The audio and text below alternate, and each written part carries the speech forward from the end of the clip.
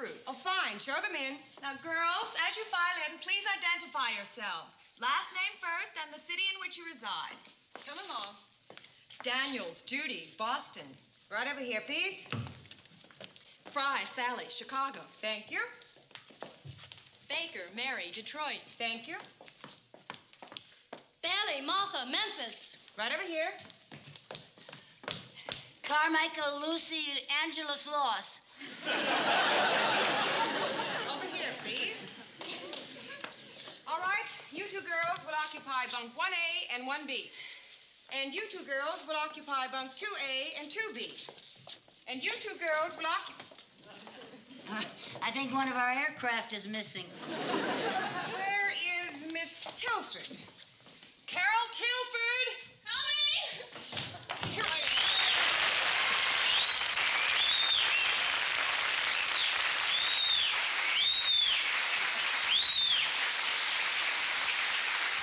Carol Tilford? I'm sorry I'm late. Where do you come from, Carol? Oh, North Platte, Nebraska. Thank you. You two girls will be occupying bunk 3A and 3B. Thank you. All right, girls. Girls, you can all unpack now and get acquainted. Your training will start in the morning. I hope you all succeed in becoming stewardesses with Globe World Airlines. Thank you. Oh, gee, here, let me help you. Thank you.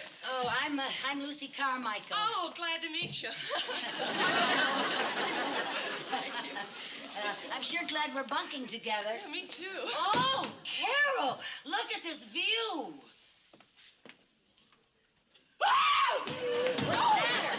What are we doing way up here? Way up here, we're just on the 4th floor. I know it sounds silly, but I've got this phobia about high places. I don't know what you call it. Well, fear of high places, that's called hydrophobia. That's it, I got it. Oh, Carol, if you've got that phobia, how come you want to be an airline stewardess? Well, my mama always told me that if you have a fear, the best way to overcome it is to face up to it. Oh, well, that's a wonderful attitude, and I certainly admire your courage. Come on, let's unpack. Carol? Yeah? What did you do in North Platte? Oh, I was an usherette in a movie theater, but I had to quit. Why? I couldn't go up in the balcony. What'd you used to do, Lucy? I worked in a bank, but I took a leave of absence. That way, if I don't make out here, I always have something to go back to, you know. Gee, I hope we both make it. Yeah. Just think of all the exciting places we'll get to visit. Yeah, and all the exciting people the stewardesses get to meet. Yeah. You know, big executives and movie stars and sports celebrities and... Gee, I might even meet Mr. Right. Who's Mr. Wright? Oh, well, that's just a name I have, you know, for, well, you know how girls always want to meet that right guy. Well, I sure hope you meet your Mr. Right. Yeah, well, thanks. I hope you get over your fear of high places. Me too. Hey, I know what I can do to help you. What? I'm going to let you have the top bunk.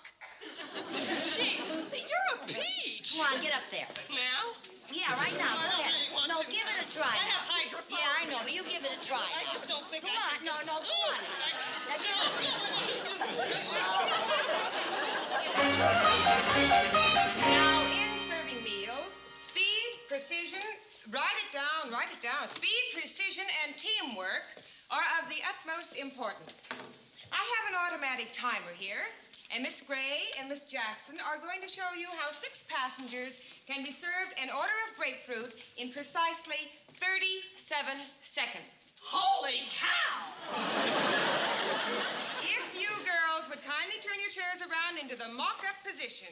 You girls over here, just pick up your chair, run right along. Let's move now. Nice straight lines, girls. Hurry on there.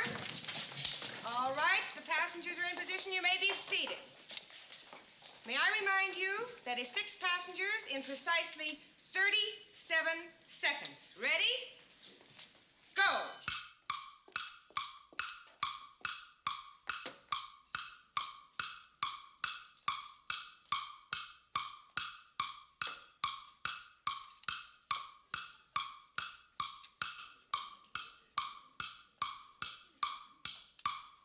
That's enough, girls. You get the idea. We will repeat this teamwork exercise using two of our trainees. We will begin with Lucy and Carol. Which one you want to be? I'll do I'll do it. All right. And girls, please move those plates. All right. May I remind you, 6 passengers in 37 seconds. Ready? Yeah. Go!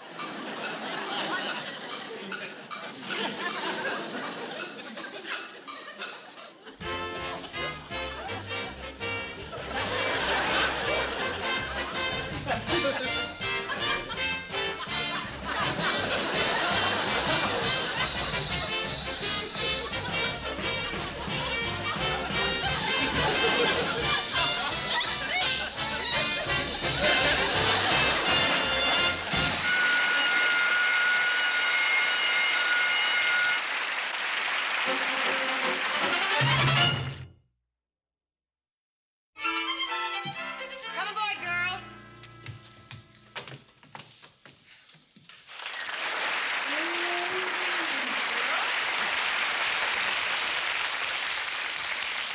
Girls, this is your first flight. And how well you do on this flight determines whether or not you get your wings. Roger. Well, here's your flight manual. Goodbye and good luck. Goodbye, Miss Cavanaugh. Goodbye, Miss Cavanaugh.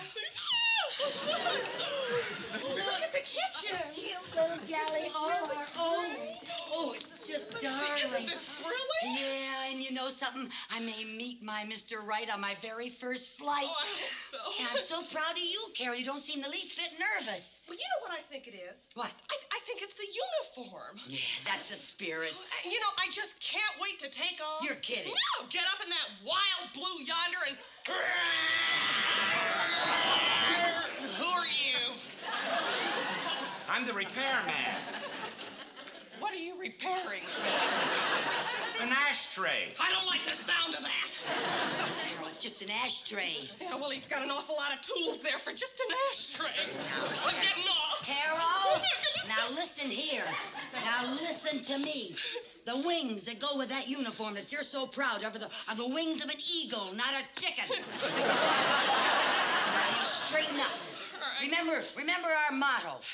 At Globe World, flying is for people, not for the birds. All right, now pull yourself together. All right. Let's get ready for the passengers. Okay. Okay? Yeah, I'm all right. All right.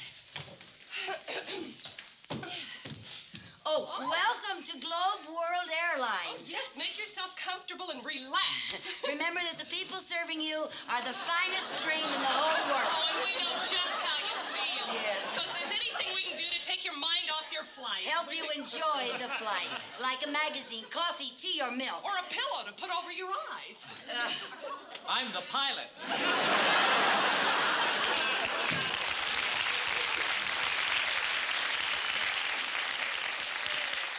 I was a pilot. I hope it's not his first flight, too. Oh, welcome aboard Globe World Airlines. Flight 215 Welcome to aboard Chicago. Globe World. Right, this Welcome flight aboard 215 Globe to World Chicago. Airlines. Flight 215. Welcome aboard Globe World Flight Airlines. 215 to Chicago. Welcome aboard. Flight 215. Hey, they're musicians. Welcome aboard Globe World Oh, flight Airlines. 215 to Welcome Chicago. welcome aboard Globe 215 World to Airlines. Chicago. Oh, welcome aboard. Come right in. Oh, yes, I'll help you to your seat, Mr. Brennan. Right this way. Yes, right this way, sir. Perhaps you'd like to sit next to the window, Mr. Mr. Brennan. I believe that seat is reserved for another passenger. You just go ahead and sit there. When the other passenger comes, make out like you're asleep. I'm sure I'll be comfortable here. Oh, well, to make you real comfortable, I'll turn on the air conditioner. Would you like me to take your jacket? Oh, no, don't bother. It's no bother at all. No. Not at all. Oh, it's a pleasure.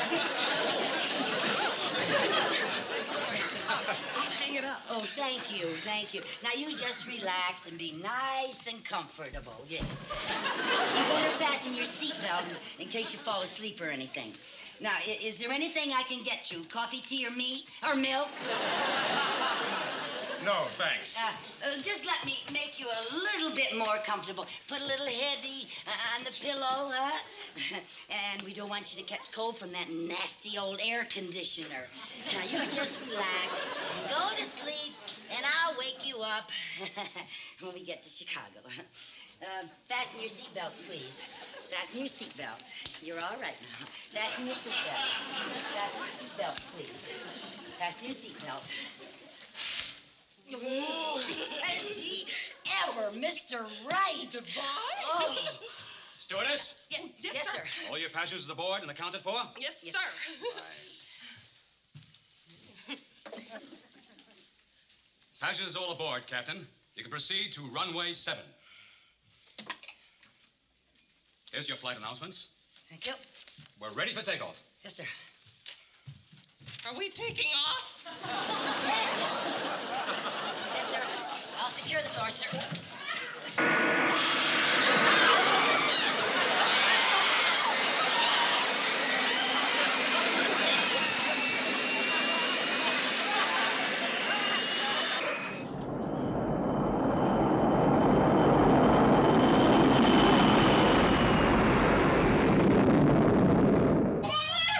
Harold, will you pull yourself together? I don't know what to do. You are going to do what you've been trained to do. Now, where is that flight manual? I want to check it. Where is it? Here it is. All right, now, what does it say for us to do next? It says we say goodbye to the passengers and tell them we hope they enjoyed their trip. Oh, you opened it to the last page. First thing we do is make the flight announcement. I'll do that, and you see what comes next. Good afternoon, ladies and gentlemen.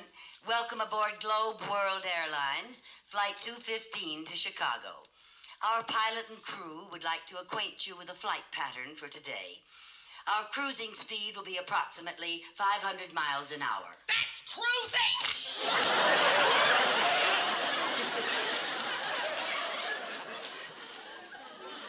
We are currently flying at an altitude of 32,000 feet.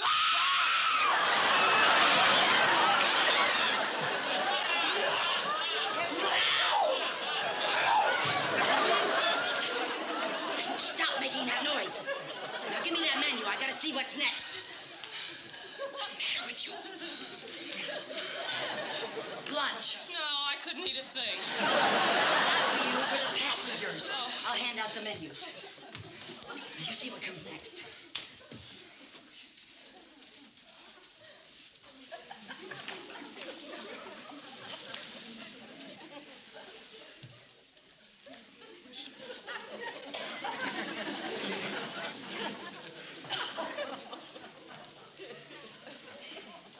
Mr. Brennan. Mr. Brennan. Wake up. It's time for lunch. No, thanks. Oh, now, you really should eat something. I have a luncheon engagement in Chicago. Oh, gee, I bet you hate going to Chicago. What? Well, you know, being away from the family. Most passengers feel very bad about leaving their wife and kids. I'm not married. Oh. Well, maybe you'll meet somebody nice in Chicago. I'm going there on business. Oh. Well, perhaps you'll meet someone nice on the way to Chicago. I had no idea you stewardesses took such a personal interest in your passengers. Oh, yes, we do. Indeed, we do. Tell me, what do you do, Mr. Brennan? I'm vice president in charge of personnel for my company. Oh, you look like a man who would be in charge of a lot of people. Tell me, what company are you with? Globe World Airlines.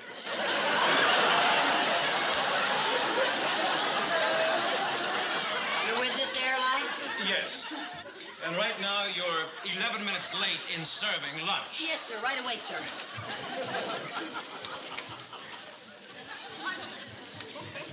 What's for lunch? We start with grapefruit. Good, we're in luck.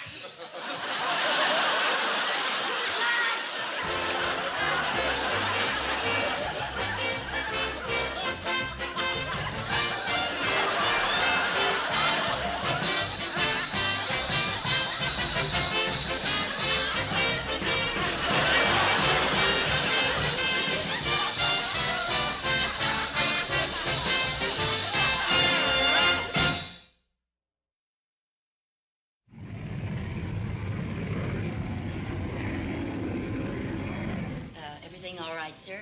Just fine. Thank you.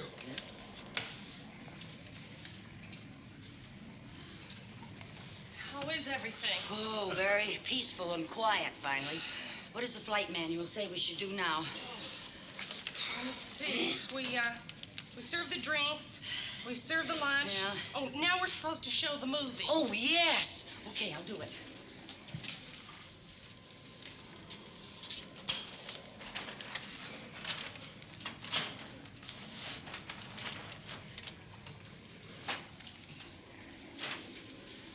Ladies and gentlemen, Globe World Airlines is pleased to provide for your entertainment.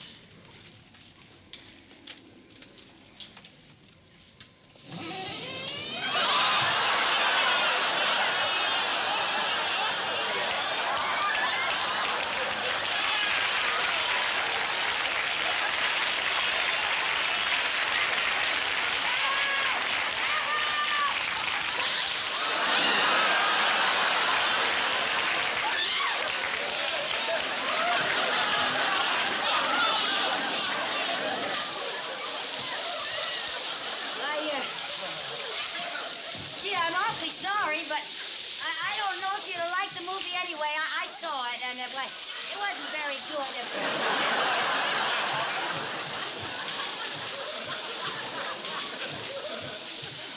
I want to talk to you two. Something wrong, Mr. Brennan? Yes. Is this any way to run an airline? Boy, there's a line. Look, I'm sorry about the film, but this is our first flight. When your supervisor gets this report, it'll be your last. Oh, you can't do that now. I was just getting to like it. Yeah, I can understand about you being upset, but couldn't you give us another chance? I'm sorry, girls, but because of you, we're going to get a lot of complaints. Now, we promise our passengers entertainment on these flights, and they look forward to that entertainment. Just because a movie broke down, that doesn't mean they can't have entertainment. What do you mean? Well, back home in North Platte, Nebraska, we make our own entertainment. Hey, that's a wonderful idea. I'll go ask those musicians to help. Oh, yeah. Yeah, But we have I musicians. don't know if Now, that... Mr. Brennan, don't you worry about a thing. Don't you worry about it. You just go in and sit down and relax. Now, don't you worry. Will they help us? They will? Yeah. Yeah. Yeah. Ladies and gentlemen, a lot of airlines offer you movies and stereo music to listen to, but Globe World Airlines is the very first to bring you live entertainment. Hit it, boys. Let us entertain you. Let us make you smile. We will do a few tricks, some old and then some new tricks. We're very versatile. The clown with his pants falling down, or the pie that he gets in the eye, or the scene with the big movie queen. That's entertainment. A soubrette at the Met who can bring the house down.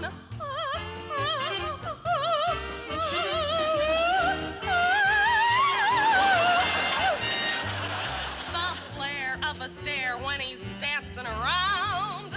Oh boy, how they went to town in those vaudeville days when soft shoe was the craze.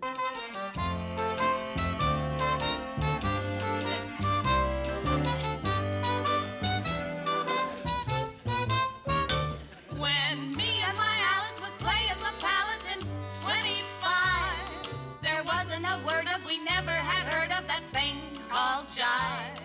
When we got a chance to go into our dance, there was just one dance alive.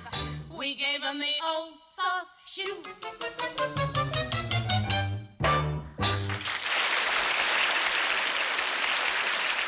A hat, a mustache, and a cane were the props. Brought this funny man fame, so well known, we won't mention his name.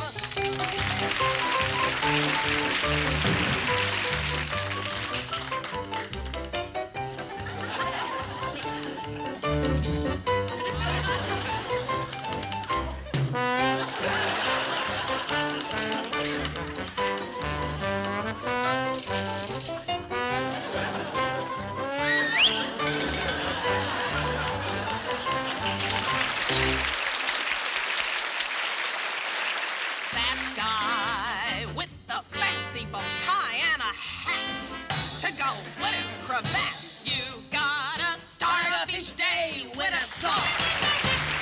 Even when things go wrong, you'll feel better. You'll even look better. I'm here to tell you, you'll be a go-getter. You'll find that you can't go wrong. If you start off each day, you gotta make hay. Just start off each day with a song. One gag, maybe waving a flag that began with the Mr. Cohan. Oh, he's a Yankee Doodle dandy. Yankee Doodle die. Yankee Doodle came to London just to ride the pony. He is that Yankee Doodle boy. Broadway shows on opening nights, bright marquees, Ethel Merman and lights. I got rhythm, I got music, I got my man. Who could ask for anything more?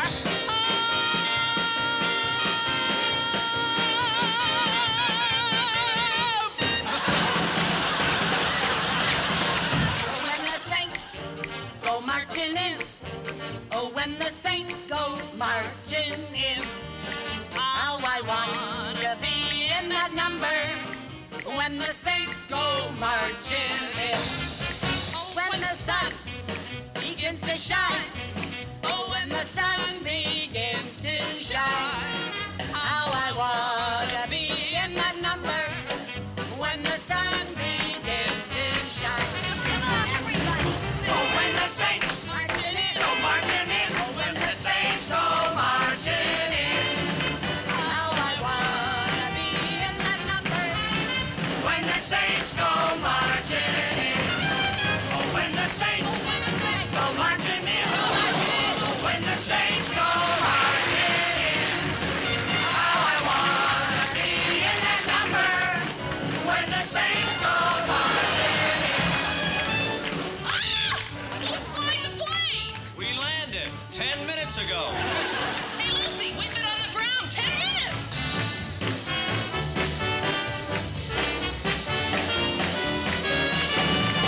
Oh, when the saints go marching in. Oh, when the saints go marching in. How I want to be in that number. When the saints go marching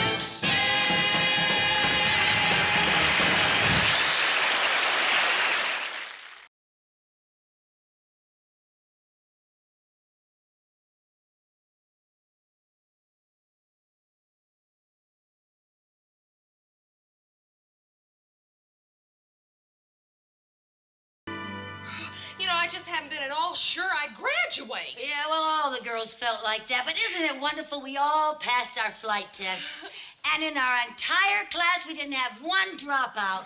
Who'd want to drop out from 30,000 feet? Yeah. You know, I don't know whether I'm more excited about the graduation or that show we're putting on tonight. I'll probably faint at both. Well, you hadn't better. Come on, let's get dressed. Oh, Carol, look at all the people coming in to see our graduation. What's the matter? You know I'm afraid of heights. I thought you got over your hydrophobia. I don't know. It's just that I'm so nervous today. Yeah, well, we're all nervous. We've all been working so hard just trying to graduate and rehearsing that play. Hey, wasn't it great that the girls were able to get fellas to play the men's parts? Yeah, most of them got their boyfriends. Yeah. All I could get was my uncle. I didn't even get an uncle. Oh, don't worry, Lucy. My Uncle Charlie is so happy about playing the captain in our play that he offered to take us out tonight after the show and celebrate. He did? Oh, yeah. And if there's one thing about Uncle Charlie, he knows how to celebrate. He's the big swinger in our family tree. Well, Carol, it's very sweet of you to include me, but at a time like this, a girl wants a date that's really hers, you know. Just for once, I'd like that door to open and my very own Prince Charming walk in.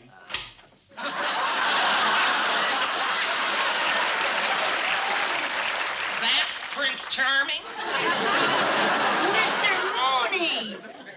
I can't tell you how pleased I am that you came for my graduation. Mrs. Carmichael, I wouldn't have missed it for the world. Really? Well, I was just afraid that you might resent the fact that I took a leave of absence, you know, to try out for another job. Quite the contrary. As a matter of fact, Mr. Cheever and our whole board of directors are waiting for a phone call from me confirming your graduation. They are? Yes, and the moment you are officially an employee of the airlines, we are going to load up on railroad stuff.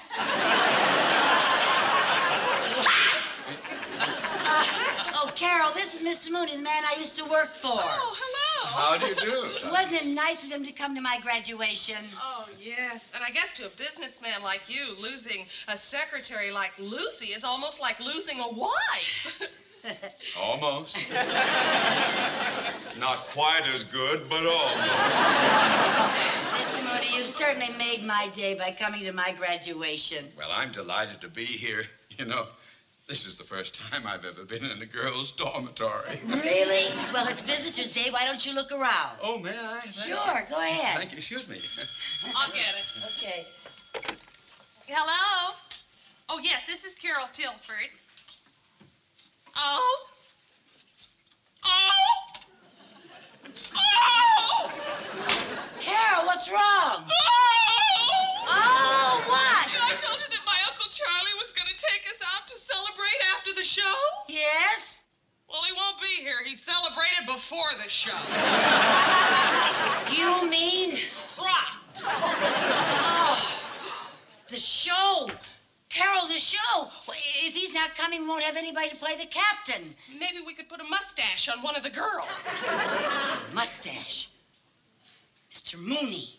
Are you going to ask him to play the part? No. Now listen, we have to operate differently with Mr. Mooney. He's going to have to ask us. You just take your cue from me now, okay? Look out, here he comes. Okay. Well, gee, Carol, I don't know.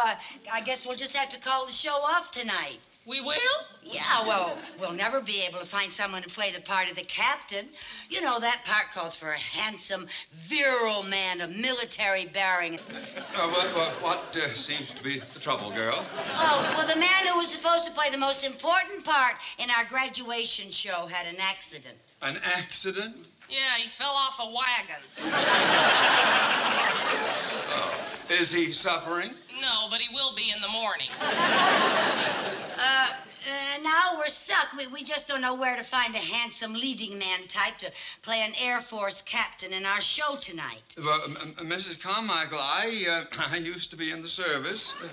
Oh, yes, that's right, you were, yes. yes. Oh, Mr. Mooney was a real war hero. You were? A real war hero? Yeah, once when I was cleaning out his desk, I found a citation. You did? Yeah, it said, for extreme caution under cover. It said for extreme valor under fire. Oh, I just got it a little mixed up. Oh. Lucy. Yeah? Do you think that perhaps Mr. Mooney might be able to play... Oh, no, Carol, no. Mr. Mooney Mooney does look like a captain, but remember, the part calls for someone with terrific acting ability. Mrs. Carmichael, it won't require acting for me to be a handsome, virile leading man of military bearing. You mean you'd like to be in our show, Mr. Mooney? Just call me Captain. Good afternoon, ladies and gentlemen. Globe World Airlines welcomes you to the graduation of our stewardess trainees. Today, our graduating class is paying tribute to two very fine gentlemen. Their motion picture, Wings, the first film to win an Academy Award, captured the imagination of the public and opened the doors for the growth of aviation. And now I would like for you to meet our honored guests, the two stars of Wings. First, Mr. Buddy Rogers.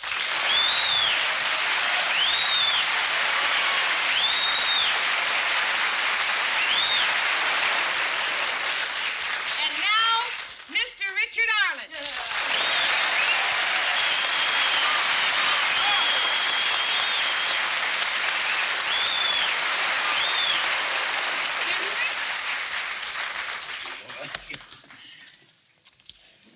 Miss Terry Harper. Miss Joan Boston.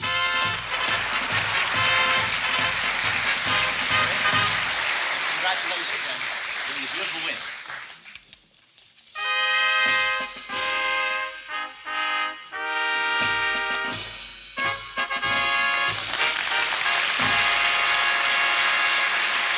Miss Lucille Carmichael. Miss Carol Tilford.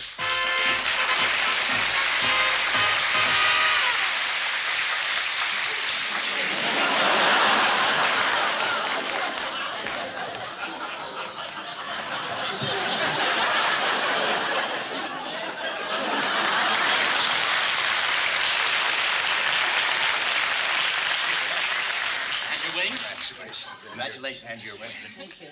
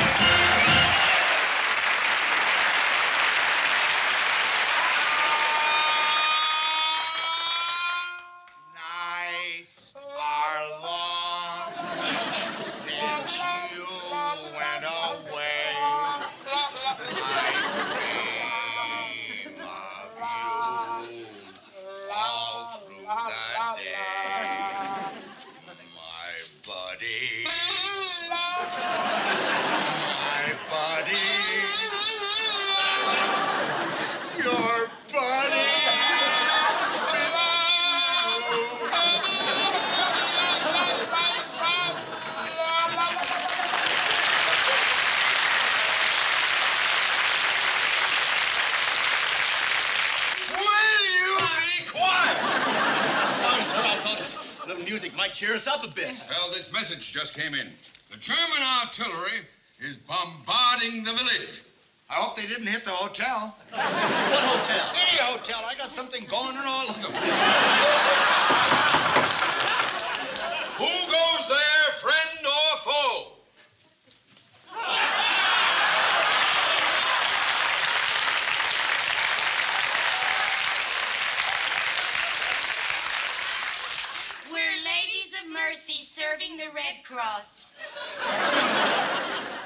What are you girls doing way out here in no man's land? We're delivering donuts to the doughboy.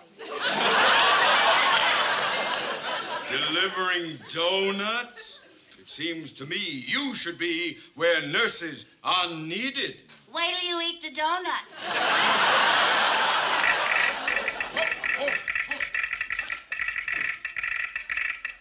Our patrol has discovered the German artillery positions.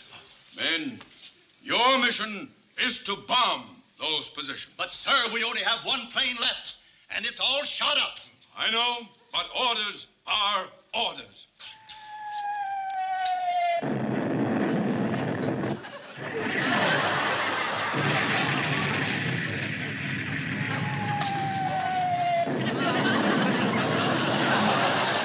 They always forget that prop. Wait!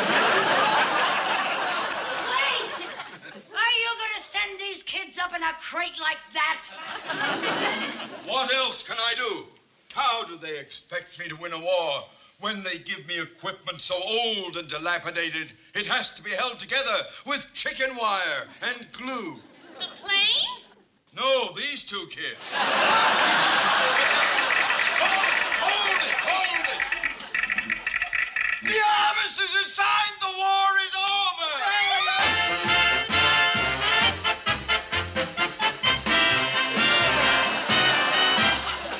How you going to keep us down on the farm after we've seen Paris? How you gonna keep them away from Broadway, jazzing around, painting the town? How you going to keep us away from harm? That's a mystery. We'll never want to see a rig or plow. And who the juice can parley, ooh, a cow? How you going to keep us down on the farm after we've seen Paris?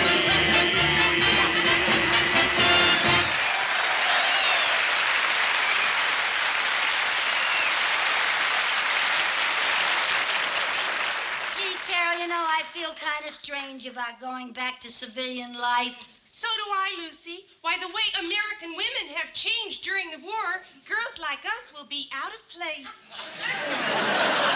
You said it.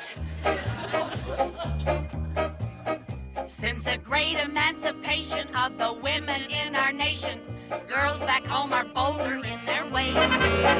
They have cut their dresses shorter than a lady really oughter, and the bobbing of their curls is now the craze.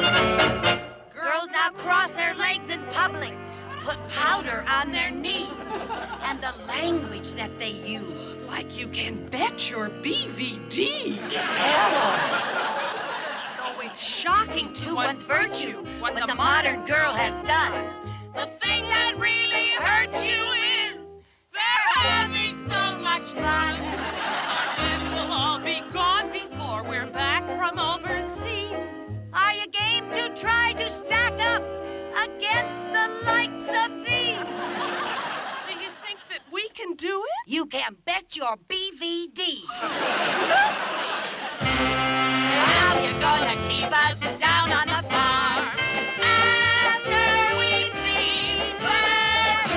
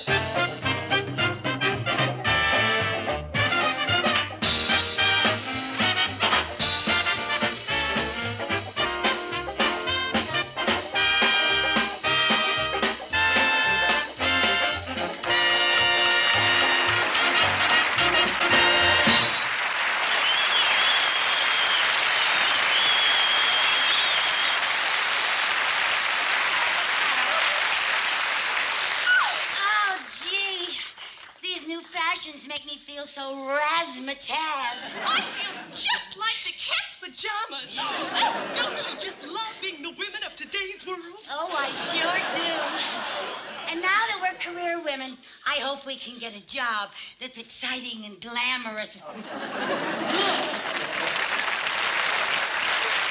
that Captain Mooney and the two aviators we met during the war when we were ladies of mercy serving the Red Cross? Nobody else but... Hello, Captain Mooney and the two aviators we met during the war. Aren't you the girls who were ladies of mercy serving in the Red Cross? Nobody else but. Oh. Are you boys taking a trip?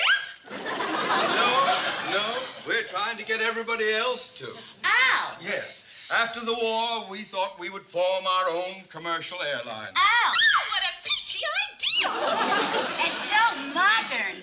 Too modern. What do you mean? The trains get all the business. Oh. Yes, that's why we opened near the railroad station. Ow! We thought we could solicit some customers out here. Ow!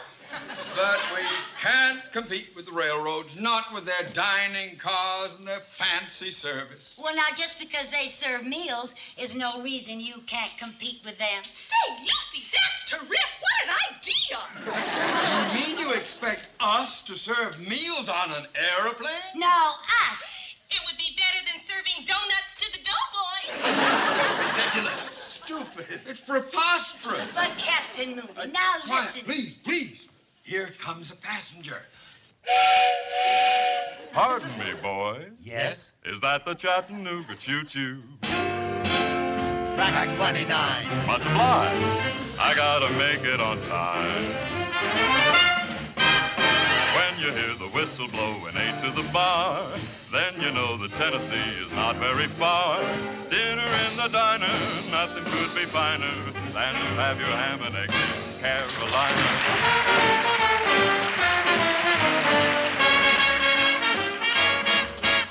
Cheer up, Captain Mooney. There's no need for despair. We know how to get the folks to travel by air. The idea we've created will make the trains look dated. Just forget your worries and stay right there.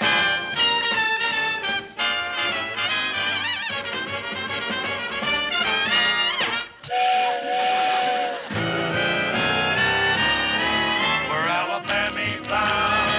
We like the music of the choo-choo sound. We'll give the meanest ticket man on earth all we're worth to put our tootsies in an upper berth.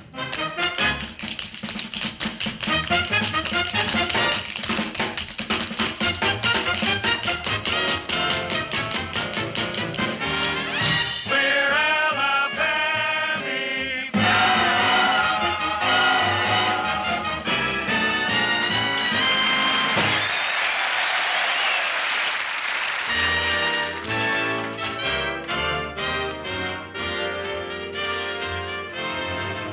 To Niagara in a sleeper, there's no honeymoon that's cheaper, and the train goes slow. Ooh, off we're gonna shuffle off to Buffalo.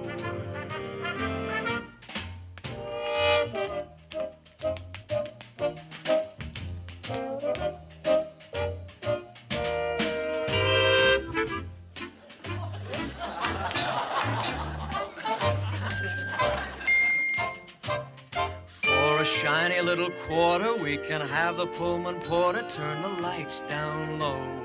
Ooh, off we're gonna shuffle off to Buffalo.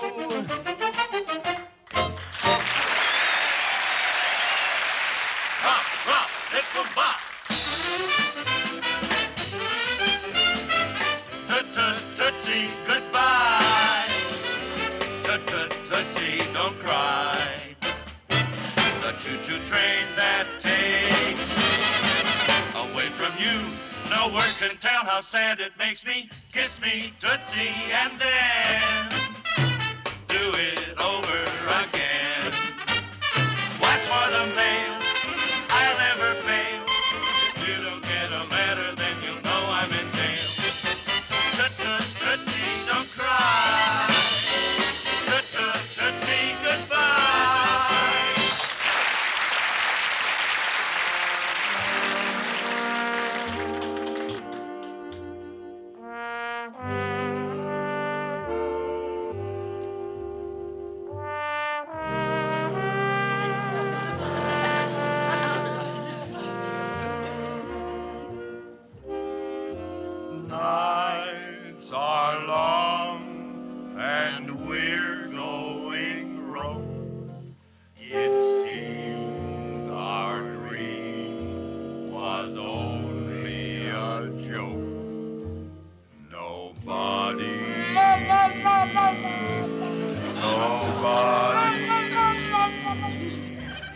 nobody will ride with us.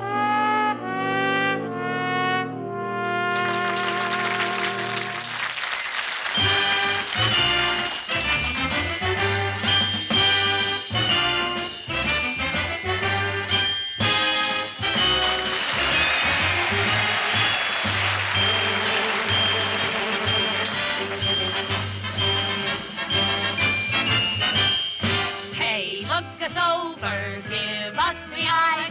We'll put you in clover, make the public fly. Oh, don't take the train, folks, come take the sky. Just figure whenever you take a trip, the only way's to fly. And when you're high off the ground, like birds on the wing, we're on the job and service is the thing. When we're far from the maddening crowds, we're gonna sail through clouds of silk, serving coffee, tea, or milk. Our chefs will dream up meals for you that are strictly French cuisine. We serve champagne on every plane, our caviar's supreme. We have bottles, we have diapers, we are every mother's friend. If your baby needs attention, we can help at either end. You will find that every hostess has been trained to entertain you. And you'll also find our pilots can entertain you too.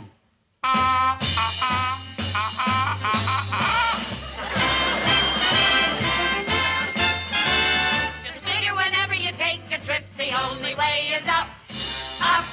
The only way is up, up, up. The only way is up, up we go into the wild blue yonder, climbing high in the sun. Stewardess, Sir? you are the cause for flying. Stewardess, Sir? you are the one.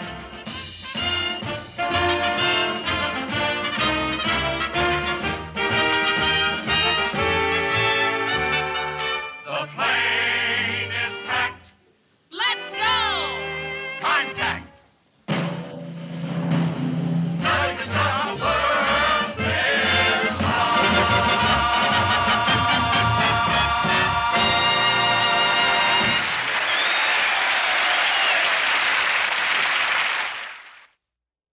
Now, Mrs. Carmichael, just a few questions for the bank's insurance record. Yes, sir. Exactly how did you break your leg? Well, I was riding this horse in Griffith Park, and a very handsome man rode up beside me, smiled at me, and told me I was very beautiful and asked me for a date. And that's when it happened. What happened? My horse gave a snort, bolted, and I fell out of bed. Fell out of bed. Yeah. It was only a dream, darn it. Well, I'm afraid the bank won't pay any sick benefits for an accident like that. Oh, well, gee, I don't know how I'm going to be able to pay my bills then. Now, don't worry about your medical expenses. Well, I will personally lend you all the money you need. Oh, thank you, Mr. Mooney. Gee, I'm lucky to have you for a friend. I know. I certainly wish Mary Jane hadn't gone on her vacation.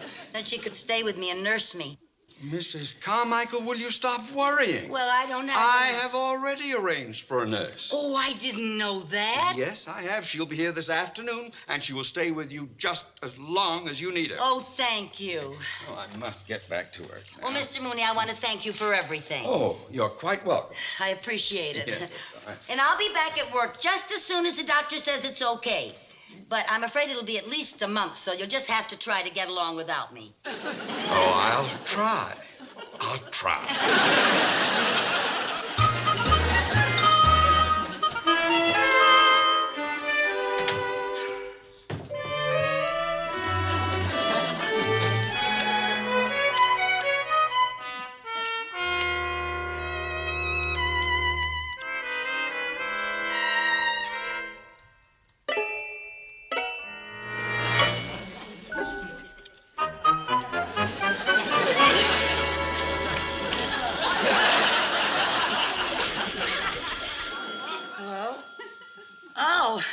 Hello, Mr. Mooney. No, no one's come yet. Yes, sir, I'll let you know. I'll let you know when she, Oh, that must be the nurse now. Goodbye. Come in. Hi, we'll see you. Bill! Oh, Florence Nightingale of this generation. You mean you're going to nurse me? That's right. Mr. Mooney sent me a bus ticket, and here I am. Oh, Viv, wonderful of you. Oh, that's all right. Oh, I just want to thank you from the bottom of my heart. You are welcome. Only a real, true blue friend would give up her time and come over. Now, honey, please, believe me, if you're going to get sloppy about it, I'm going to go back home again. Well, I'm so happy I can't believe it. It's such a surprise. You coming all the way across the country just to nurse me. Now, honey, that's what friends are for. Didn't you take care of me when I got poison ivy? Why, you cooked for me, you shopped for me. You even scratched for me. Well, that was different. Gee, just for me, you've come 3,000 miles on a bus. You even had to leave your husband. Oh, don't worry about that, honey. Well, what did he say when you told him you were leaving him for a while? Nothing. He just sat there and smiled. Oh. How long you have to keep that thing on? Well, the doctor says about a month. Oh, that's not too bad. Tell me, is your doctor good looking? Yes, I'd say my doctor is very good looking. Young? Fairly young. Single? Yeah, single. Oh, aren't you the lucky one? Not so lucky. My doctor's name is Dorothy. Dorothy? A lady doctor? Yes. Oh, great heavens. That takes all the fun out of breaking your leg. How'd you happen to break it anyway? I fell out of bed. You fell out of bed? Oh, that's funny. I don't see anything funny about it. Oh, no, honey, I don't mean funny, but, well, it is funny. Why? Well, breaking your leg by falling out of bed. After all the crazy things you've done without getting a scratch. What do you mean, after all the crazy things I've done? Oh, now, come on, honey. You've done some pretty unbelievable things in your life. Well, now, they may have been unbelievable to you, but I always had a sensible reason for everything I did. Sensible? Yes. Name one time when I didn't have a good, sensible reason for doing what I did. All right. I suppose it was sensible when you crawled down into that sewer to get back a penny. That happened to be a very rare penny. It was worth $16.50, and you were the one that dropped it.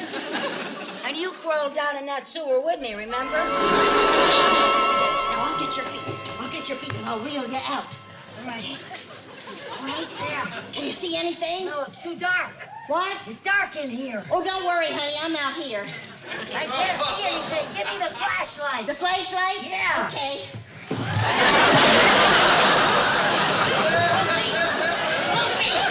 Lucy, where'd you go?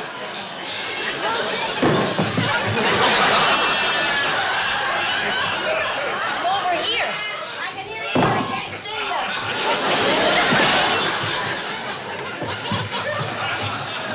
Viv, I got the penny, Viv. Viv? Viv? Viv? Oh, Viv! Viv!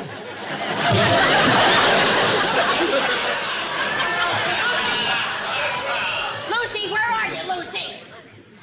Lucy, are you there? Lucy, I can't find you. Lucy! Lucy!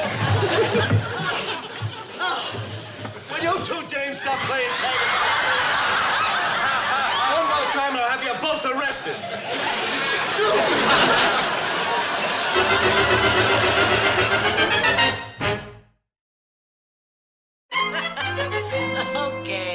Okay, I admit that was silly. But that's no reason for you to say I was always doing ridiculous things.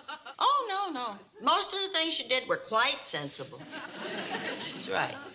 Like the way you got into that upper bunk that time.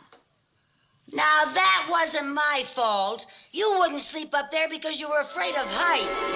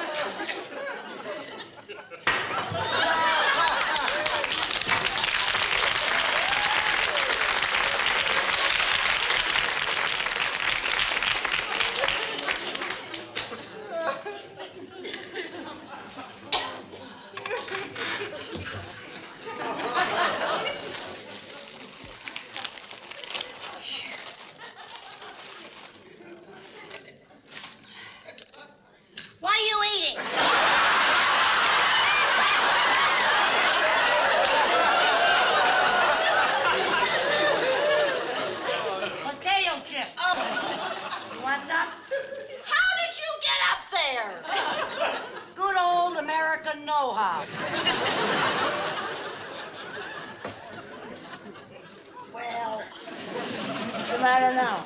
Oh, now that you woke me up, my claustrophobia's back. Oh, dear. Huh? What'll I do? Look, come on up here with me, and I'll sleep on the outside so you don't fall out. Okay?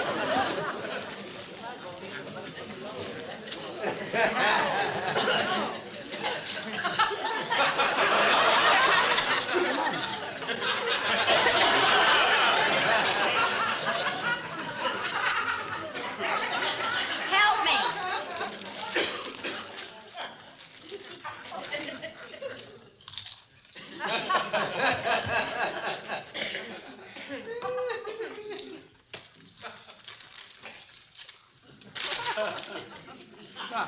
Get up there.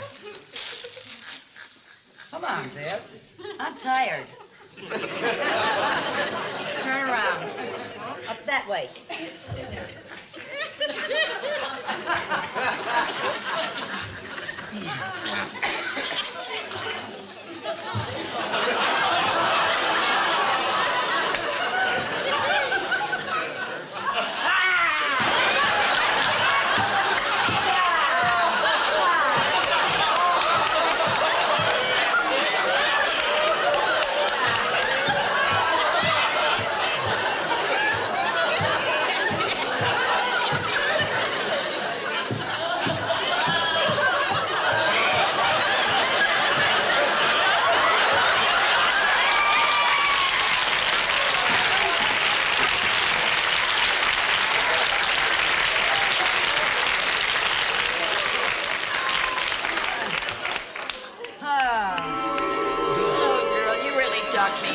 Unbelievable spots. Don't go putting all the blame on me. No, I guess some of the blame is mine. That's right. For letting you talk me into things. Like what? Like the time we joined the volunteer fire department. Say, we took our responsibility pretty seriously, didn't we? Oh, I'll say we did. Remember how we kept practicing and practicing, getting into our uniforms fast? Yeah, everything was in a hurry. Yeah, we were great at rehearsal. Oh, boy. When the real fire alarm sounded. Oh.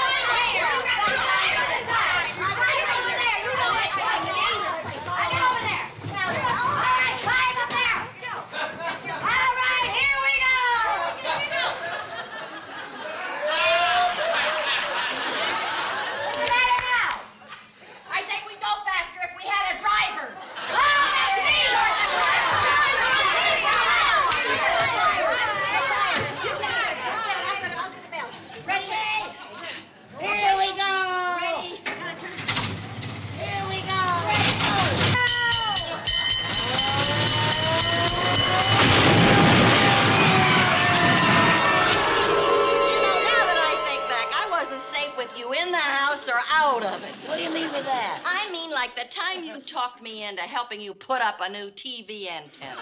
On the roof. On the roof. Oh, boy. That wasn't the smartest thing we ever did. Oh.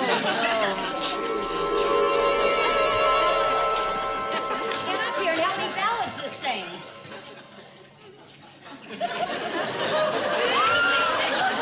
Come on, we got it. Now we gotta put it on the chimney. Okay. Come on, dear. Be frightened. Everything's all right. The chimney's over there. Back up. Back up. Oh, Lucy, I'm scared to walk forward. I couldn't back up. Are you kidding? Come on, dear. You back up. Switch places with me. Switch places. Come on now, switch places. I'm not going to back up. If you want this aerial up, you're going to get back there yourself.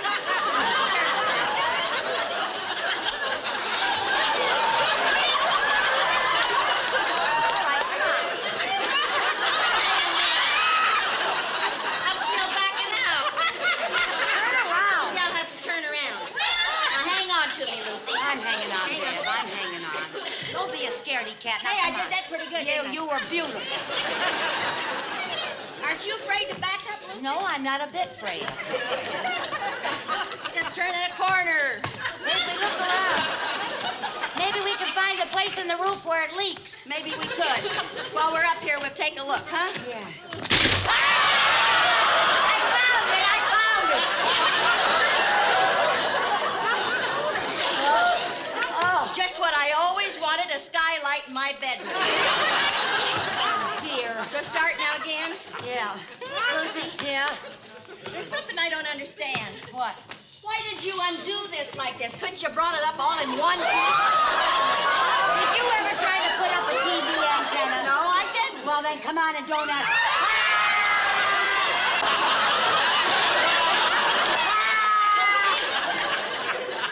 Back up. Back up. Are you with me?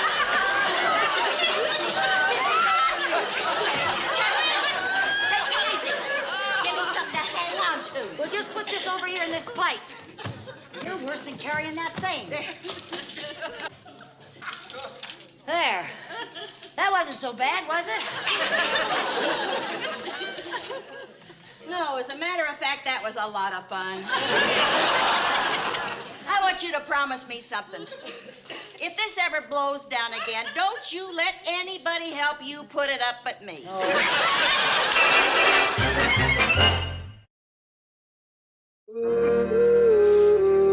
Well, I only did that to save money. You know, Lucy, you should have saved all the money you wasted trying to save money. Remember the time you were too cheap to hire a plumber and we put in the shower ourselves? Oh, I'll never forget it. Boy, that was wet. My skin is still shriveled. It never got back into shape.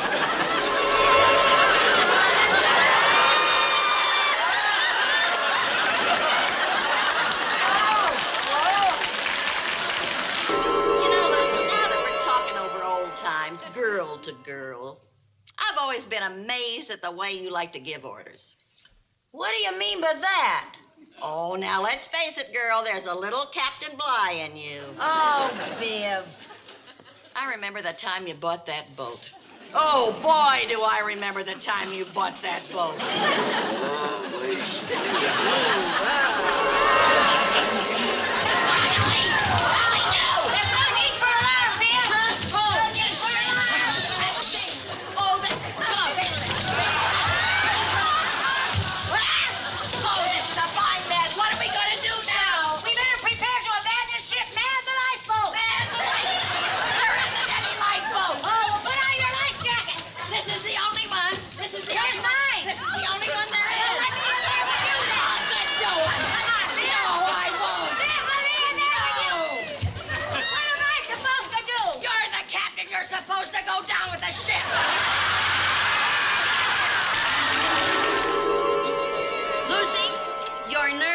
It's time for lunch. Well, I'm not hungry. But I am. Oh, still the same old Viv. Well, you'll find stuff for sandwiches in the refrigerator. The bread's in the bread box. I'll find it. Well, now, Viv, listen. Don't worry, I'll find everything. What happened? I told you I'd find everything. I found a hole in the linoleum.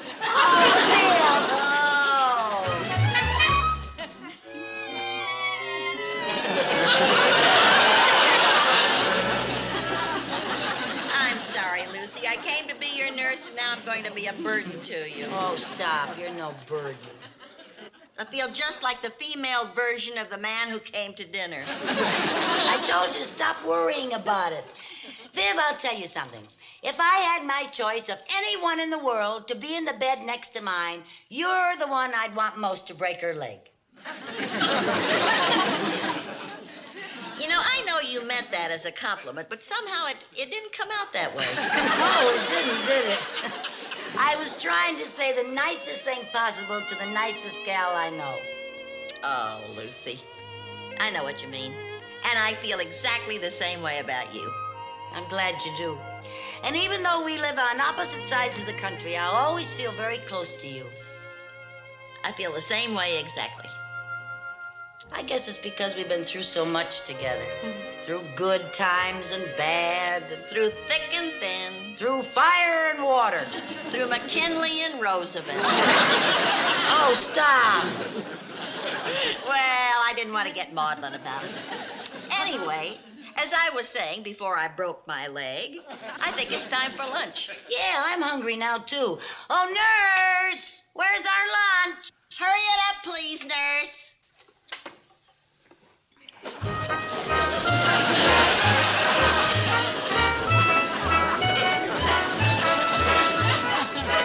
Oh, what you got? What you got? What you got? May I have my salad, my sandwich, and my... No, I want my sandwich before my salad. Oh,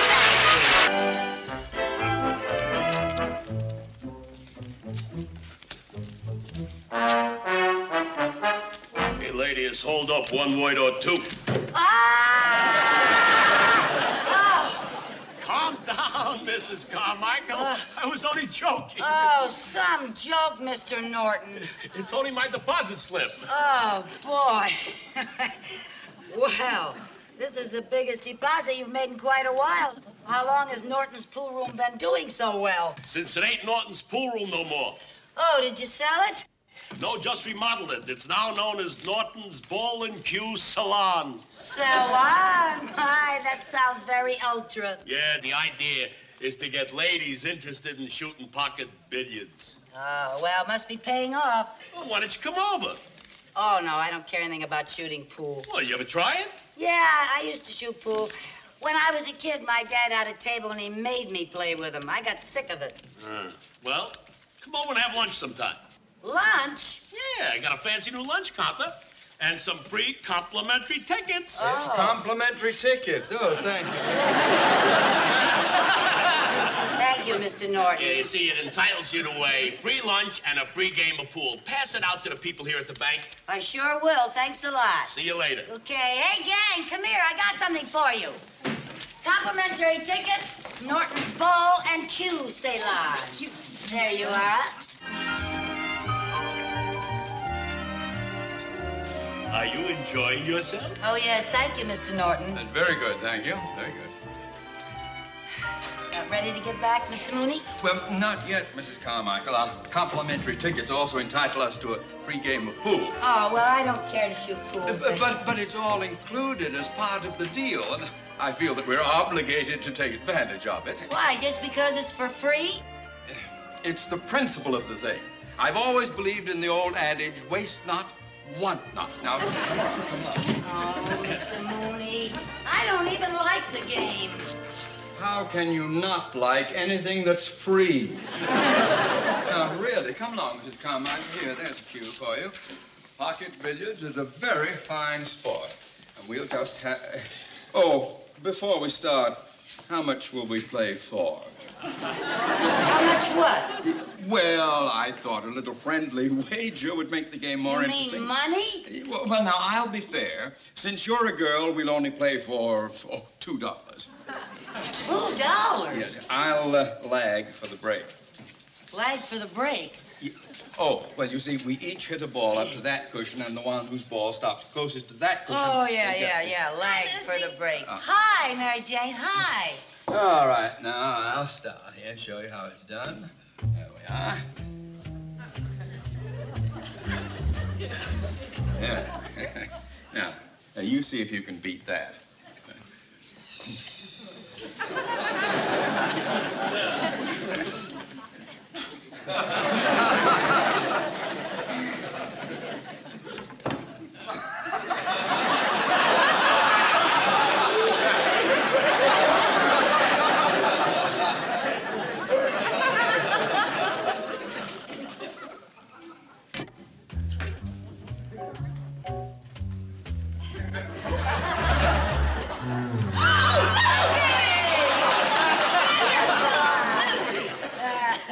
Put a little English on that one. I'll break. 15 ball in the corner pocket.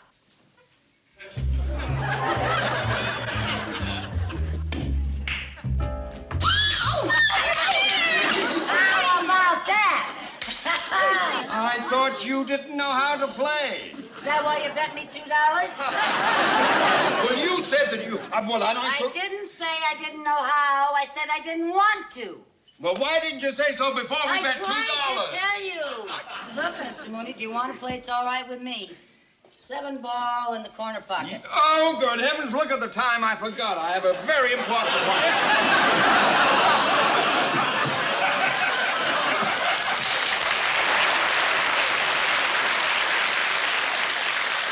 Now he has an appointment. I think you were too much for him, Lucy. You know, Lucy, you play better than any of these girls around here. Oh. You sure do. Yeah, you play good enough to play in the tournament. What tournament?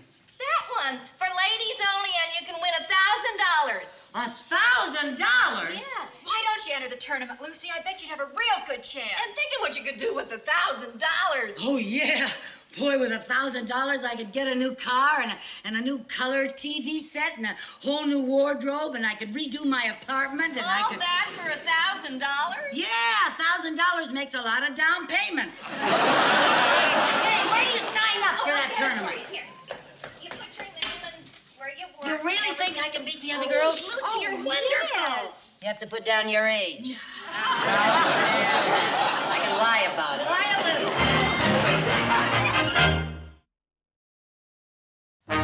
Hey, gang! I'm back!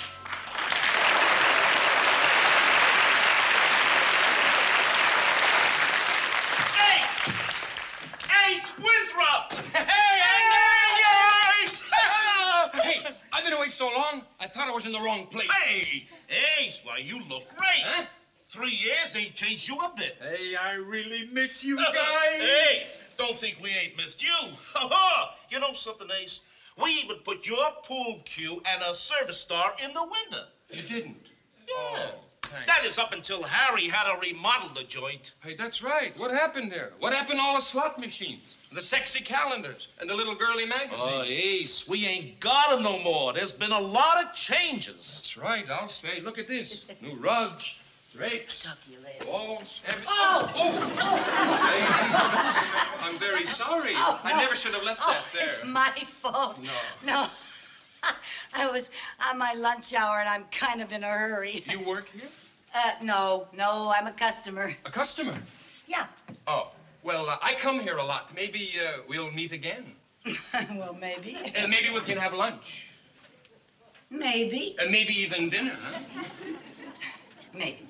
Look, there is no such word as maybe. Now, some maybes mean yes, and some maybes mean no. Now, would it be my good luck that your maybe means yes? Maybe.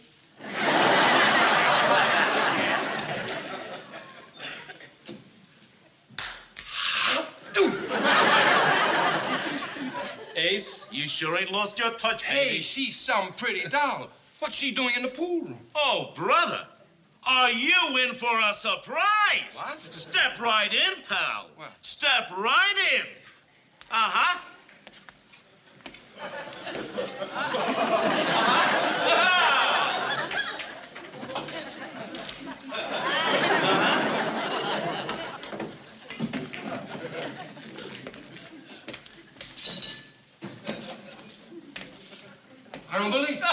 I don't believe it.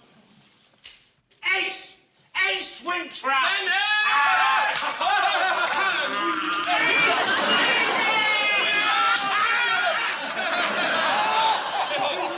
Hey, you're a sight for sore eyes. No wonder you got sore eyes with all these crazy colors. Here, come here. A pool table is supposed to be green. So what? Now I got green in the cash register. Yeah, since the Danes took over, business has been terrific. Since the dames took over. Now it's nothing but dames. They don't shoot pool anymore. They come in to play pocket billiards. Hey, wait a minute. Dames ain't good for my business. What happened to my pigeons? I come here to build up a little bankroll. Oh, those days are over now, Ace. Oh, yeah. We don't get that kind of action anymore, Ace. No more hustling. How do you like that? I go away to defend my country, I come back, and they take away my means of livelihood. Speaking of livelihood, Ace, there's a few IOUs you owe me. Comes to about $1,000. Wait a minute, Harry. When I went into the army, you said you were going to tear them up. Oh, yeah, but you're out now. I'm pasting them back together. That's not nice, Harry. I'm a veteran. Where am I going to get $1,000? You'll find a way. Oh, you'll think of something, Ace. You better. Yeah. $1,000. Hey, you're having a tournament? That's for dames. Yeah. Just dames? Just dames.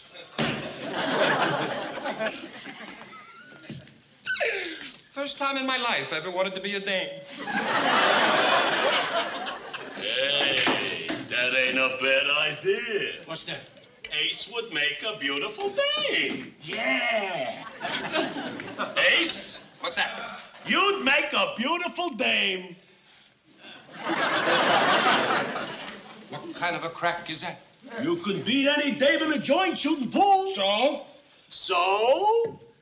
$1,000 first prize. Now, wait a minute. I've done a lot of schemes in my life for money, but if you think for 1 minute that I'm gonna get all just to be because $1,000. Think about it, Ace. I'm thinking. You'd make a beautiful dame. Oh, you'd be a living doll. Oh, you'd be adorable. You think so? I wonder. $1,000. Hold it! What do you think of the name Laura?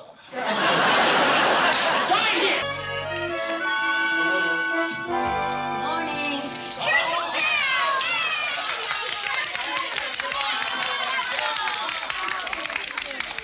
All right. What's going on here? Mrs. Carmichael won her match last night. That's 4 in a row. Now she's in the finals with Laura Winthrop. Yeah, and I'm so nervous. I've never even seen Laura Winthrop play. She must be awful good. I've seen her play. Believe me, you're a cinch to win. Oh, good morning, Mr. Norton. Do you really think I can beat her? She ain't in the same class with you. No one can beat our Lucy. Oh. That's right. However, there are a few suckers around putting up some money on this Laura to win. If you would like to cover any of it, I'd be happy to take your bets. Oh, no, I wouldn't want anyone to bet on me. Well, I want to. Me too. I just got paid, Lucy. I'll bet my whole salary on you. $70. Oh, Johnny. Here, I'm betting $9.90. Just a moment. Make that an even $10.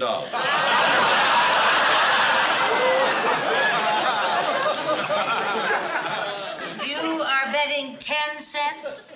Yes, I want a piece of the action, too. Okay, sport.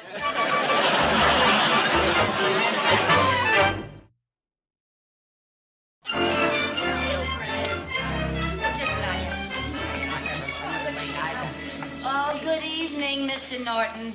Mrs. Carmichael, good luck on your match tonight. Thank you very much. Thank you. I'd like you to meet our referee, Mr. Devlin. How do you do, sir? I'm very glad to meet you. The feeling is mutually likewise. Well, I guess it's about time for the match to begin. Oh, well, where is Miss Winthrop? Yeah. Hi.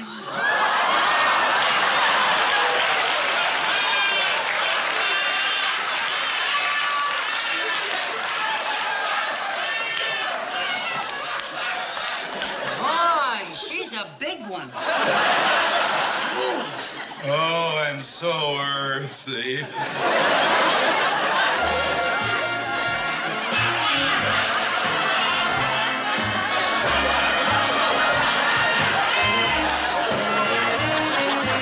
Miss Winthrop, I want you to meet your opponent, Mrs. Carmichael. How do you do? I'm very glad to meet you.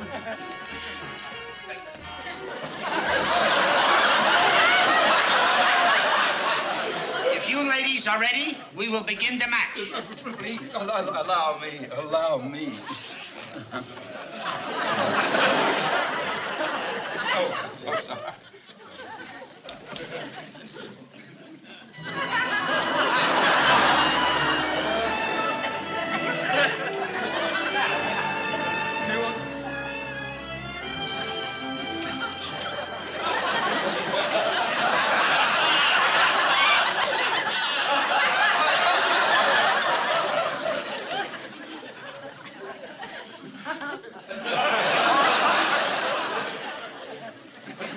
The contestants will now lag for the break. Miss Winthrop will go first. How's your wife? Compared to what?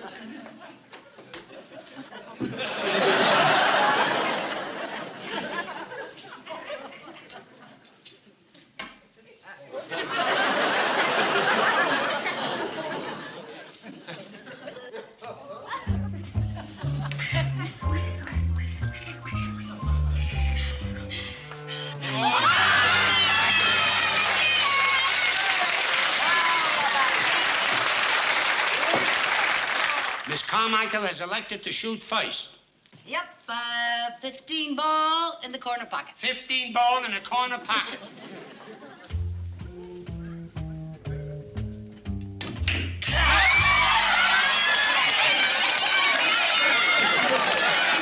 can't do this. You got to go away. Please, go away. Go away. Give the contestants some air. Let's see here now. Pardon me. Combination shot, 11 ball in the corner off the 4. 11 ball in the corner off the 4 ball.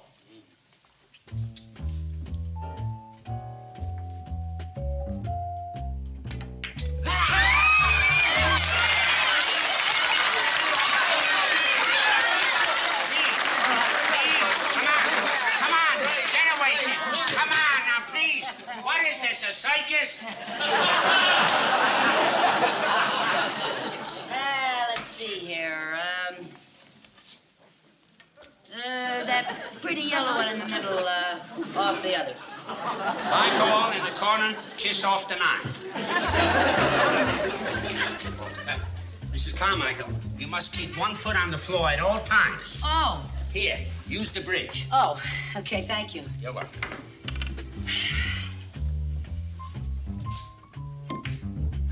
Missed. Oh, darn it. And Miss Winthrop will now shoot.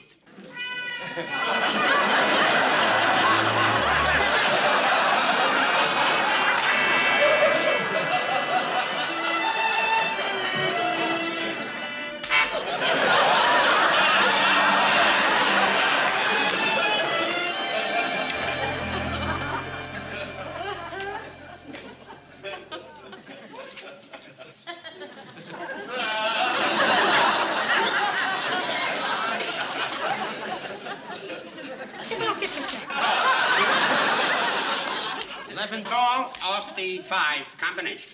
Corner pocket.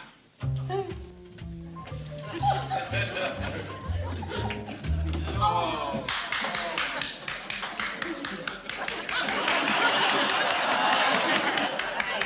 I thought you bet on me. Well, we shouldn't let money interfere with good sportsmanship. Oh, forget him with his 10 cents worth of sportsmanship.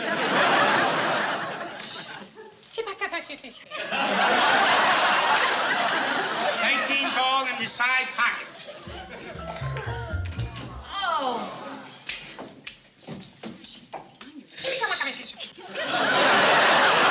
5 ball combination, corner pocket. It's a powder 50. Here we are. You hold on to it a little. Paddy way.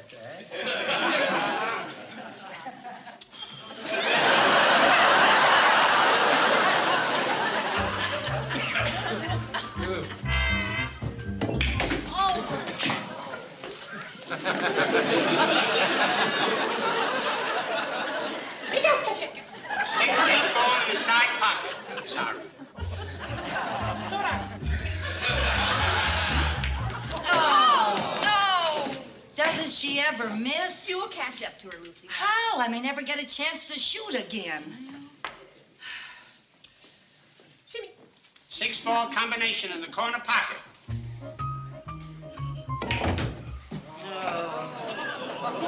Miss Winthrop needs 1 more point to win the game. The 2 ball in the corner pocket. Oh, what an easy shot. That washes me up. There goes your new car, your television set, Yeah. My apartment. Oh, boy. your new wardrobe. Well, what's the difference? Well, Miss Winthrop is changing her mind. She will now shoot the 2 ball off the side cushion. Of the left side cushion to the front cushion, the side cushion into the side pocket.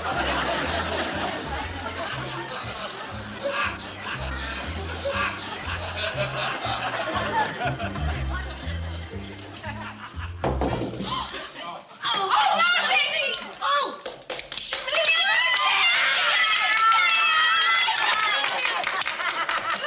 And she missed.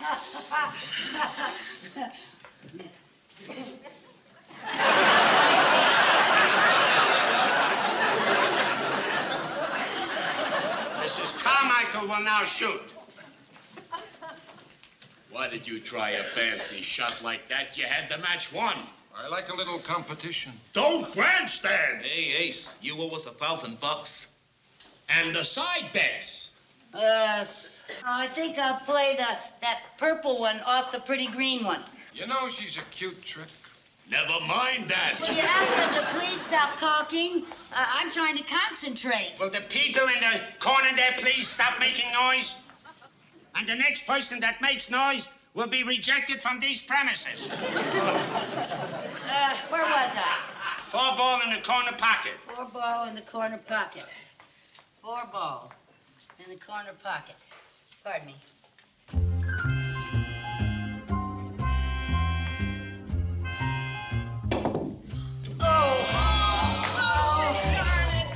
And she missed. You got it sewed Miss up. Winthrop will shoot next. Remember, Ace, you only need 1 point to win. Don't miss. Miss Winthrop.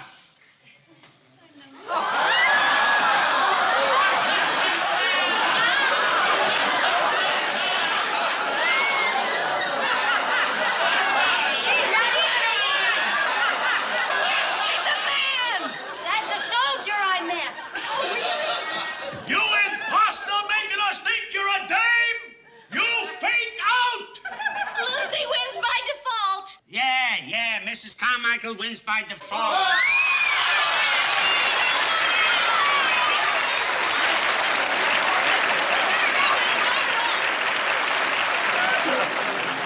Sorry, Bubby.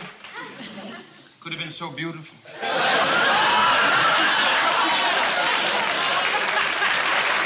Double crosser! What? Why did you do a thing like that? Don't blame me. It was an accident. Yeah, well, I don't think it was an accident. I think you got a crush on that redhead. You still owe me $1,000. Let's go.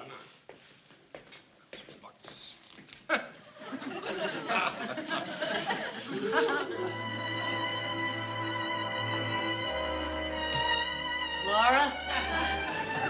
Mr. Laura? Now, look, I know what you're going to say, and you're absolutely right about it. No, I just want to know one thing. How could you ever get mixed up in such a crazy scheme? You mean what's a nice girl like me doing in a place like this? Yes, I guess that's what I mean. Well, it's a very, very long story. You see, I'd love to tell you about it. Hey, why don't I take you to dinner? Look, I just won $1,000. Why don't I take you to dinner? That's even better. Excuse me, I'll be right back. I gotta get out of this girdle. It's killing me. Okay. How do you girls do this?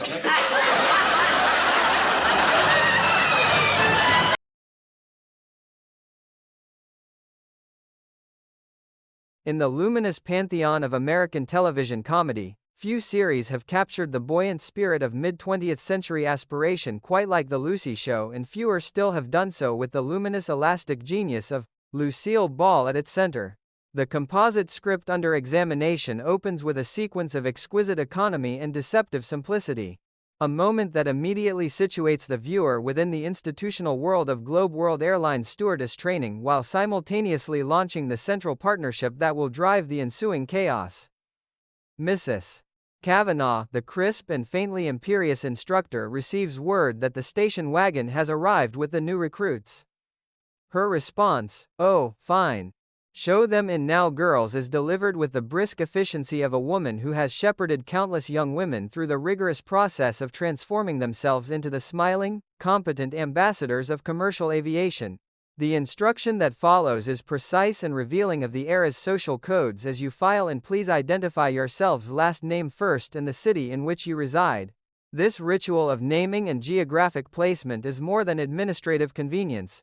It is a quiet assertion of order, a way of folding disparate individual histories into a collective identity defined by service deportment and the glamorous promise of flight.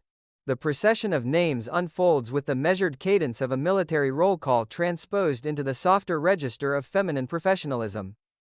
Daniels Judy Boston, Fry Sally Chicago, Baker Mary Detroit, Bailey Martha Memphis. Each announcement is met with a brief acknowledgement and a directional placement right over here please that maps the physical space of the dormitory while simultaneously sketching a map of America itself. The cities named Boston, Chicago, Detroit, Memphis evoke the industrial and cultural heartbeat of the nation in the mid-1960s, a time when commercial air travel was expanding rapidly yet still retained an aura of exclusivity and adventure. Into this carefully ordered procession steps Carmichael Lucy of Los Angeles, her identification slightly fumbled in the transcript as Angeles Los. A small textual imperfection that somehow feels entirely in keeping with the character's perpetual capacity to disrupt the tidy arrangements of institutional life. Lucille Ball's Lucy Carmichael does not so much enter a room as rearrange its gravitational field. Even in this early moment before she has spoken a word of dialogue beyond her name and city, the mere fact of her presence begins to tilt the balance of the scene toward comedy. The assignment of bunks proceeds with bureaucratic neatness, bunk 1A and 1B, bunk 2A and 2B, until the orderly rhythm is interrupted by a sudden realization: I think one of our aircraft is missing. Where is Miss Tilford? The metaphor is delightful in its casual grandeur. An absent trainee is elevated, however, momentarily to the status of a missing airplane, a linguistic flourish that simultaneously elevates the stakes and undercuts them with gentle absurdity. Carol Tilford's belated entrance, "Here I am," is accompanied by an apology and the disclosure of her origin, North Platte, Nebraska. The geographical contrast is pointed. While the other recruits hail from major urban centers, Carol arrives from the vast open plains of the Midwest, a detail that will soon acquire thematic weight as her fear of heights collides with the vertical ambitions of airline service. Mrs. Kavanaugh's brief interrogation, "Where do you come from, Carol?" and the subsequent assignment of bunk 3A and 3B complete the administrative formalities. The instructor's closing benediction, "I hope you all succeed in becoming stewardesses with Globe World Airlines," carries the dual tone of genuine encouragement and institutional expectation. Success is both personal aspiration and corporate requirement. What follows is the first true meeting between Lucy Carmichael and Carol Tilford, a moment of immediate and instinctive affinity that the script renders with charming economy. Lucy offers assistance with unpacking. "Gee, here, let me help you," and the two women exchange names and expressions of mutual pleasure at sharing a bunk. The dialogue is light, almost throwaway in its surface texture, yet it establishes the emotional architecture upon which the entire subsequent narrative will rest. Lucy's characteristic warmth and impulsive generosity are already in evidence. Carol's tentative gratitude hints at a more fragile sensibility. The camera of the mind's eye, guided by the script's careful stage directions and Lucille Ball's known performance style, would linger on Ball's face as she registers the new environment, the view from the window, height of the building, and then turns her attention fully to her roommate. Ball possessed an unparalleled ability to make the smallest social transaction feel consequential, to invest a simple offer of help with the full wattage of her personality. In this opening exchange, one senses the beginning of a partnership that will prove both sustaining and comically combustible. The fourth floor setting itself becomes an early source of tension when Carol reacts with visible distress to the elevation. "What's the matter? What are we doing way up here?" She asks, only to be reassured that they are merely on the fourth floor. Her confession, "I've got this phobia about high places," is delivered with a vulnerability that stands in poignant contrast to the confident forward-thrusting energy of the training program. The subsequent misidentification of the phobia as hydrophobia is a small but perfect comic grace note, one that reveals both Carol's limited vocabulary of fear and Lucy's good-natured willingness to accept the term without correction. The exchange crystallizes a central tension of the episode and more broadly of the Lucy show itself, the collision between ordinary human frailty and the demanding performance of competence required by modern institutional life. In the 1960s, the figure of the airline stewardess occupied a peculiar cultural niche. She was expected to embody grace under pressure, physical attractiveness, emotional steadiness, and an almost maternal attentiveness to passenger comfort, all while operating within a rigidly hierarchical corporate structure. Carol's phobia thus functions as more than a personal quirk. It is a gentle satire of the impossible standards imposed upon women who sought to enter this glamorous yet exacting profession. Lucy's response to Carol's confession is characteristically supportive and slightly conspiratorial. She admires Carol's courage in choosing to confront her fear by becoming a stewardess, echoing the maternal advice Carol received: "If you have a fear, the best way to overcome it is to face up to it." The sentiment is pure mid-century self-help optimism, the belief that character is forged through deliberate confrontation with one's limitations. Yet the script immediately undercuts any potential solemnity by having Lucy offer Carol the top bunk as a form of exposure therapy. The physical comedy latent in this gesture, Carol's reluctance, Lucy's insistent encouragement, the inevitable struggle to get the fearful young woman onto the upper berth, foreshadows the more elaborate physical set pieces to come. Lucille Ball's mastery of bodily comedy would have made this simple negotiation a miniature masterpiece of timing, facial reaction, and kinetic energy. One can envision Ball's Lucy climbing partially onto the bunk herself, demonstrating the ease of the maneuver, then coaxing, cajoling, and finally half lifting her reluctant roommate, all while maintaining a stream of encouraging chatter. The physicality would be broad enough for the studio audience, yet precise enough to reveal character Lucy's impulsive helpfulness shading into mild bossiness, Carol's terror warring with her desire not to disappoint her new friend. The conversation that follows deepens the portraits of both women through the sharing of prior employment histories. Carol reveals that she worked as an usherette in a movie theater in North Platte but had to quit because she could not bring herself to ascend to the balcony. The detail is both funny and quietly poignant. The movie theater balcony, that traditional site of youthful romance and cinematic escape, becomes for Carol a site of dread. Lucy, by contrast, discloses that she has taken a leave of absence from her bank job, a pragmatic hedge against the possibility of failure. "That way, if I don't make out here, I always have something to go back to." The line reveals Lucy Carmichael's essential practicality beneath the surface chaos. Unlike the more purely quixotic heroines of earlier Ball vehicles, this Lucy operates with one eye on the safety net. The bank job represents stability, respectability, and a measure of economic independence, values that were particularly resonant for women in the 1960s, a decade of expanding opportunity shadowed by persistent structural constraints. Yet even as Lucy acknowledges the safety of her former position, she is clearly intoxicated by the romantic possibilities of stewardess life. Her catalog of potential encounters big executives and movie stars and sports celebrities, and her candid admission that she hopes to meet Mr. Right situate her firmly within the cultural fantasy of the jet age. Commercial aviation in the mid-1960s still carried a potent charge of glamour. The stewardess was not merely a service worker. She was a mobile emblem of modernity, a woman who moved freely through national and international space. At a time when many women remained geographically and professionally circumscribed. Lucy's yearning for adventure and romantic possibility is therefore both personal and emblematic.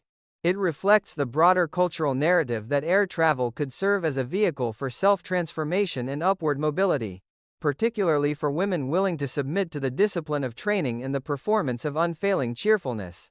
The closing moments of this opening sequence find the two women settling into their new environment, their dialogue oscillating between mutual encouragement and private anxiety. Lucy's offer of the top bunk, Carol's reluctant acceptance, and the physical struggle that ensues form a perfect microcosm of the larger narrative pattern that will define their relationship. Lucy's well-intentioned schemes propelling both women into situations of escalating absurdity. Carol's fear providing both obstacle and comic amplification, and the underlying warmth of their friendship ensuring that the chaos never tips into genuine cruelty. The script's handling of this initial meeting is a model of efficient character establishment. In the space of a few pages of dialogue, the audience is given a clear sense of each woman's history, temperament, and stakes in the training process. Mrs. Kavanaugh's institutional authority has been established, the physical setting of the dormitory has been rendered vivid, and the central comic premise, the collision of Lucy's irrepressible energy with Carol's height-related terror within the high-stakes environment of airline training, has been firmly set in motion. What elevates this opening beyond mere exposition is the way it quietly embeds broader cultural commentary within the framework of situation comedy. The stewardess training program itself functions as a microcosm of the 1960s evolving expectations for women. The emphasis on speed, precision, and teamwork in the serving of meals, the insistence on physical presentation and emotional composure, the hierarchical structure embodied by Mrs.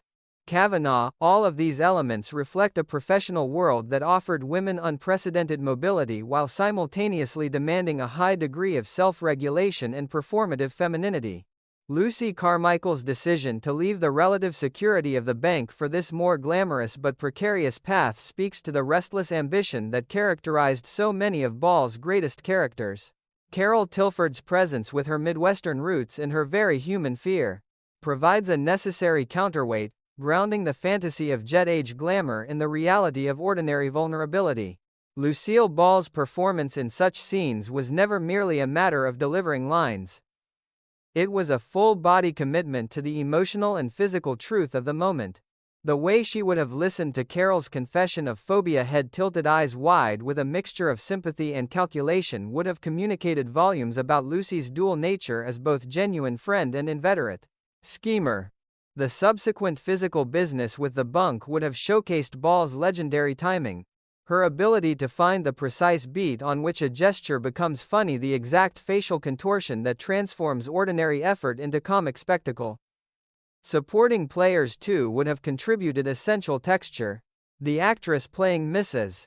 Kavanaugh would have needed to strike a careful balance between authority and warmth, ensuring that the training environment felt rigorous without becoming punitive. Carol Burnett's Carol Tilford, even in these early moments, would have established the delicate balance of vulnerability and determination that makes the character so endearing.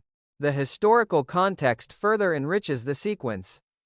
By the mid-1960s, commercial aviation had entered a period of rapid democratization. The introduction of jet aircraft had shortened travel times and expanded the traveling public beyond the wealthy elite. Airlines competed fiercely on service, and the stewardess corps was a key element of that competition. Training programs were intensive, emphasizing not only safety procedures and service protocols but also the cultivation of a particular public image poised, attractive, unflappable. The Lucy Show's decision to place its heroine within this world was both timely and thematically fertile. It allowed the series to explore questions of female ambition, the performance of professionalism, and the comic gap between idealized competence and messy human reality. The opening sequence, with its careful establishment of the training environment and the introduction of the mismatched roommates, lays the groundwork for all of these explorations.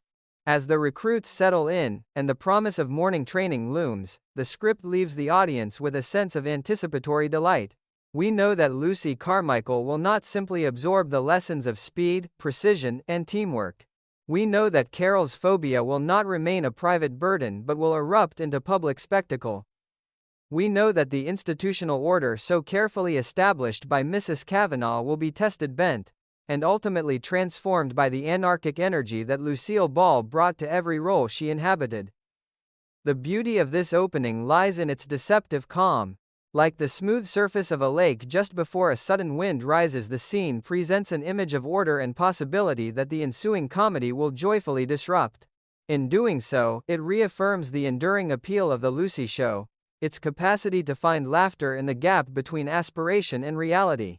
Its deep affection for characters who fail spectacularly, yet remain fundamentally lovable, and its celebration of the resilient improvisational spirit that allows ordinary people to navigate the extraordinary demands of modern life.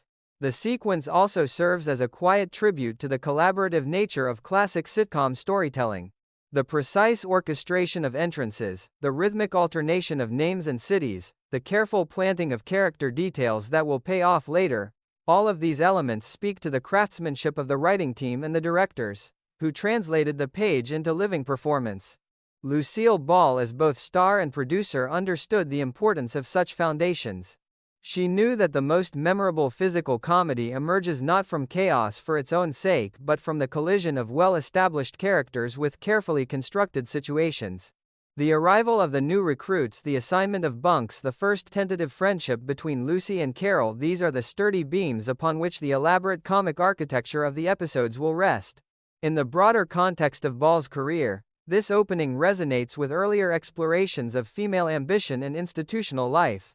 From the chocolate factory sequence in I Love Lucy to the various workplace misadventures of The Lucy Show, Ball repeatedly returned to the comic potential of women navigating systems designed by and for men, systems that demanded violence, conformity, while offering the tantalizing possibility of self-reinvention. The Stewardess Training Program is simply the latest and most glamorous iteration of this recurring theme. By placing Lucy Carmichael within it, the series invites the audience to root for her success, even as it prepares to delight in her inevitable failures. That dual invitation, affectionate hope paired with anticipatory laughter, is the hallmark of Ball's greatest work, and it is already fully present in these opening moments. Thus, the script begins not with a bang but with the quiet efficiency of institutional routine, the soft murmur of introductions, and the first delicate stirrings of a friendship that will prove both the emotional heart and the comic engine of the story to come. In the hands of a lesser performer, such material might remain pleasant but unremarkable.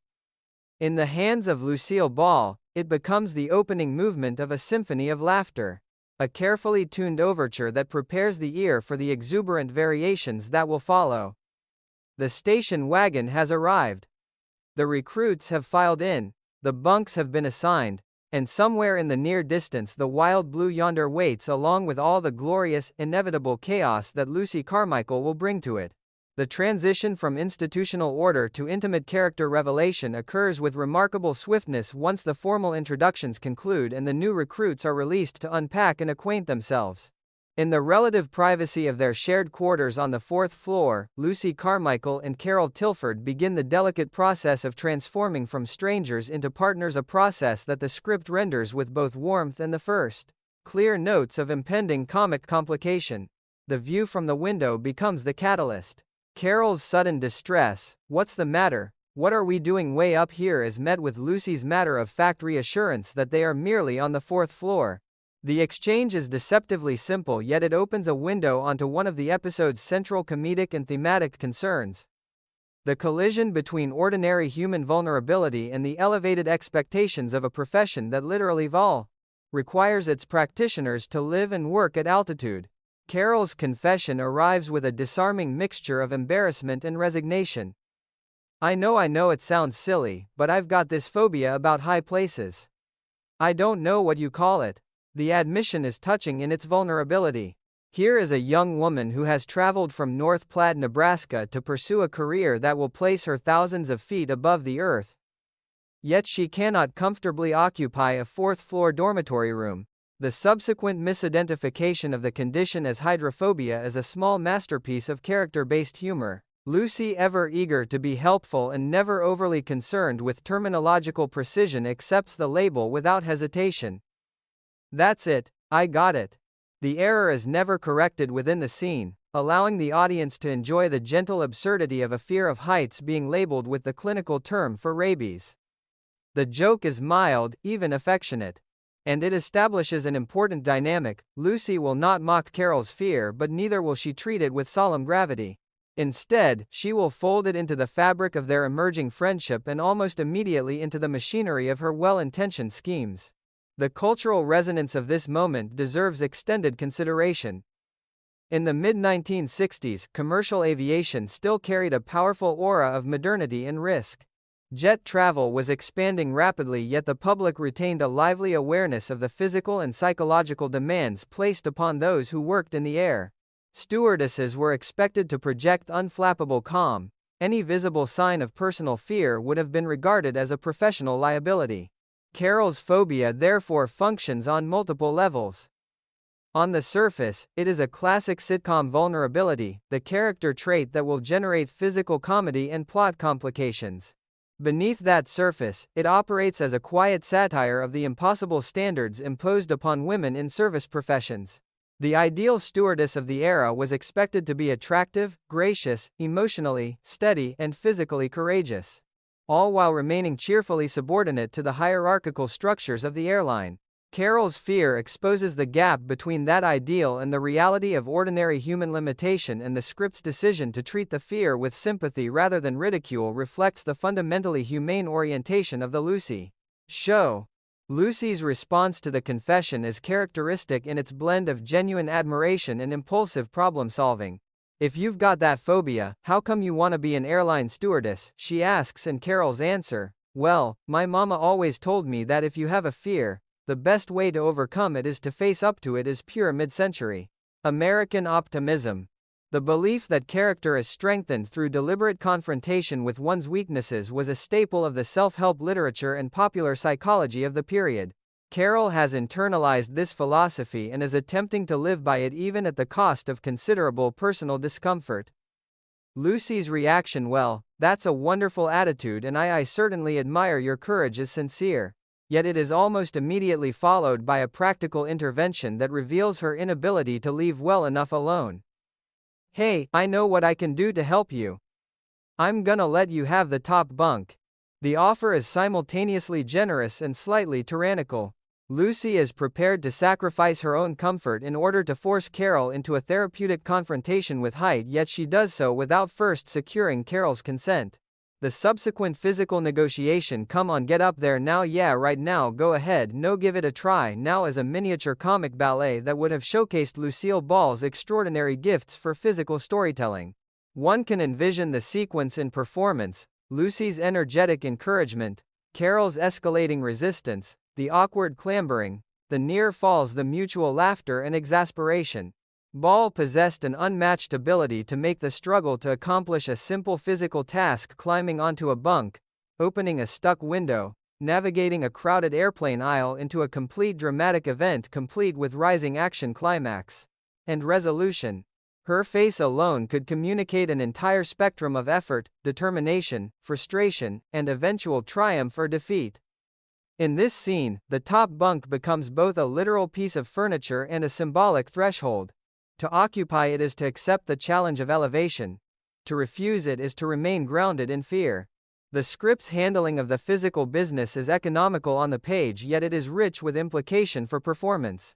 Carol's repeated protests, "No, no, come on now," and Lucy's insistent coaxing create a rhythmic back and forth that mirrors the larger pattern of their relationship. Lucy leads, Carol resists, and then more often than not reluctantly follows. The dynamic is not one of simple dominance and submission. Rather, it is a comic negotiation between two different temperaments, each of which needs the other. Lucy's impulsiveness requires Carol's caution as a brake, Carol's timidity requires Lucy's boldness as a catalyst. Their friendship, even in these earliest moments, is already revealed as a mutual education in courage and restraint. The revelation of prior employment histories deepens the portraits and adds further layers of social commentary. Carol's work as an usherette in a North Platte movie theater is a detail of quiet perfection. The balcony of a small-town cinema, traditionally a site of youthful romance and cinematic escape, becomes for her a place of dread. The image of Carol unable to ascend the stairs to the balcony is both funny and faintly melancholy.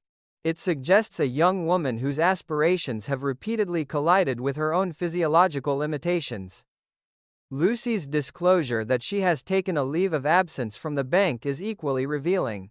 That way, if I don't make out here, I always have something to go back to. The line establishes Lucy Carmichael as a more pragmatic figure than some of Ball's earlier creations. She is willing to risk the security of a steady job for the glamour and adventure of airline work. Yet she is careful to leave herself an exit. This combination of romantic ambition and practical caution is one of the more appealing aspects of the character, and it reflects the complex negotiations many women of the era were making as new professional opportunities opened while traditional expectations of security and respectability remained powerful. Lucy's catalog of the exciting people, stewardesses might meet big executives and movie stars and sports celebrities, and her candid hope of encountering Mr. Right situate her firmly within the cultural fantasy of the jet age. Commercial aviation in the 1960s still retained a potent charge of glamour and possibility. The stewardess was not merely a service worker, she was a mobile emblem of modernity. A woman who moved freely through national and international space at a time when many women remained geographically and professionally constrained. Lucy's yearning is therefore both personal and emblematic. It reflects a broader cultural narrative that air travel could serve as a vehicle for self-transformation and romantic adventure.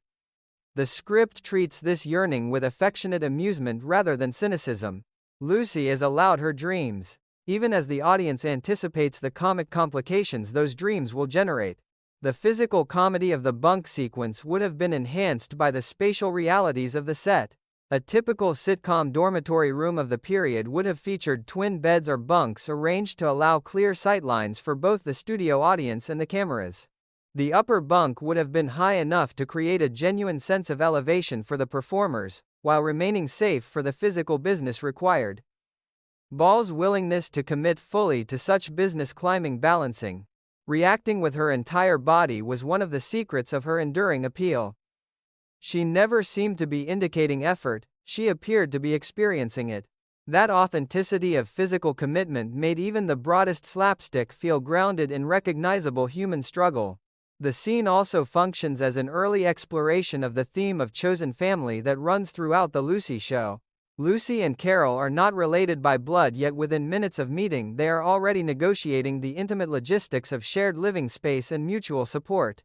Lucy's offer of the top bunk is an act of care, however clumsily executed. Carol's eventual reluctant acceptance is an act of trust. The script does not linger on sentimental declarations. Instead, it allows the relationship to emerge through action and reaction through the small negotiations of daily life. This approach is characteristic of the series at its best. Friendship is not announced, it is demonstrated through 1,000 tiny acts of assistance, exasperation, forgiveness and shared laughter. The misnaming of the phobia as hydrophobia deserves additional attention for the way it reflects the show's gentle approach to human foible. In a harsher comedy, the error might have been corrected with a sharp put-down or used as evidence of Lucy's ignorance. Here it is allowed to stand, becoming part of the private language of the friendship. The audience is invited to smile at the mistake without feeling superior to the characters. This generosity of spirit is one of the qualities that distinguishes the Lucy show from more abrasive forms of situation comedy. The laughter it generates is inclusive rather than exclusionary. It arises from recognition of shared human absurdity rather than from the spectacle of someone else's humiliation.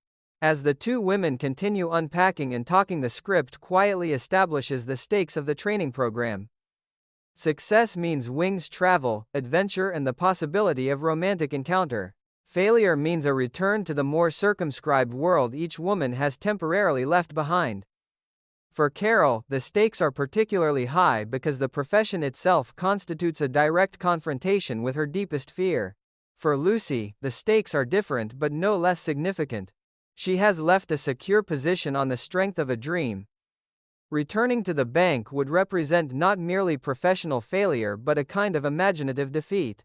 The top bunk in this context becomes a first small test of Carol's resolve and of Lucy's ability to support her without overwhelming her. The outcome of that test, Carol's eventual shaky occupancy of the upper berth, is less important than the process of negotiation that precedes it. The process reveals character, builds relationship, and plants the seeds of the larger comic structures that will bloom in subsequent sequences. Lucille Ball's performance style was uniquely suited to material of this kind. She excelled at playing women who are simultaneously competent and chaotic, warm and meddlesome, courageous and ridiculous. In the bunk sequence, she would have had the opportunity to display the full range of those qualities within a tightly focused physical frame. The encouragement, the demonstration, the coaxing, the physical assistance, the triumphant or exhausted aftermath, all of these beats would have been played with the precision of a musician executing a complex passage. Supporting her, Carol Burnett's Carol Tilford would have provided the perfect counterpoint: the wide-eyed alarm, the reluctant compliance, the flashes of dry humor that prevent the character from becoming merely a victim of her own fear. The chemistry between the two performers, even in these early moments of the composite narrative, is already palpable on the page. The historical moment in which the episode is set further enriches the scene. The mid-1960s were a period of significant expansion in commercial aviation and of corresponding evolution in the public image of the stewardess. Airlines competed not only on routes and schedules but on the quality and presentation of their cabin crews.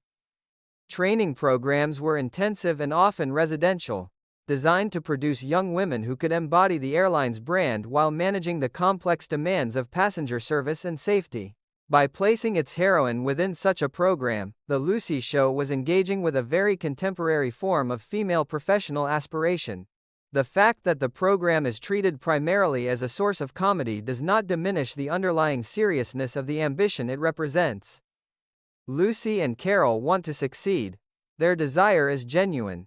And the obstacles they face, whether institutional, personal or self-generated, are rendered with enough weight to make their eventual triumphs and disasters matter.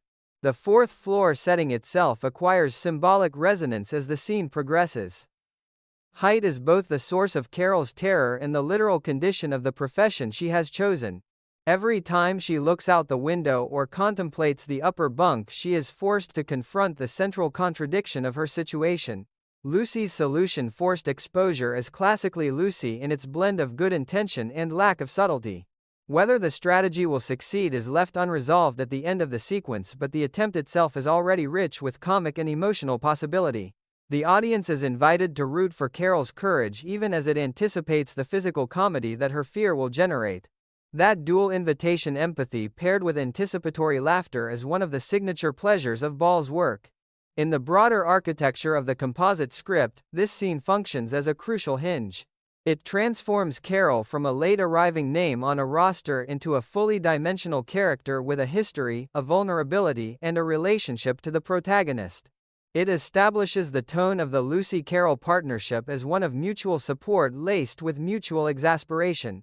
And it introduces the motif of elevation, literal and metaphorical, that will recur throughout the stewardess sequences. From the fourth-floor dormitory to the 32,000 feet of cruising altitude, the narrative will continually place its characters in situations where the ground is far away and the only safety lies in competence, composure, and the support of one's partner. Carol's phobia makes that motif personal and urgent from the very beginning. The writing in this section is a model of efficient character establishment through action and dialogue rather than exposition. We learn about Carol's past not through a lengthy monologue, but through a brief exchange about her former job. We learn about Lucy's practicality through a single line about her leave of absence. We learn about the quality of their emerging friendship through the physical negotiation of the bunk. This economy is characteristic of classic sitcom craft at its best. Every line and every bit of business advances multiple agendas at once: plot, character, relationship, and theme. The result is a scene that feels both light and substantial, both immediately funny and quietly resonant. As the two women settle into their new living arrangement, the script leaves the audience with a sense of affectionate anticipation.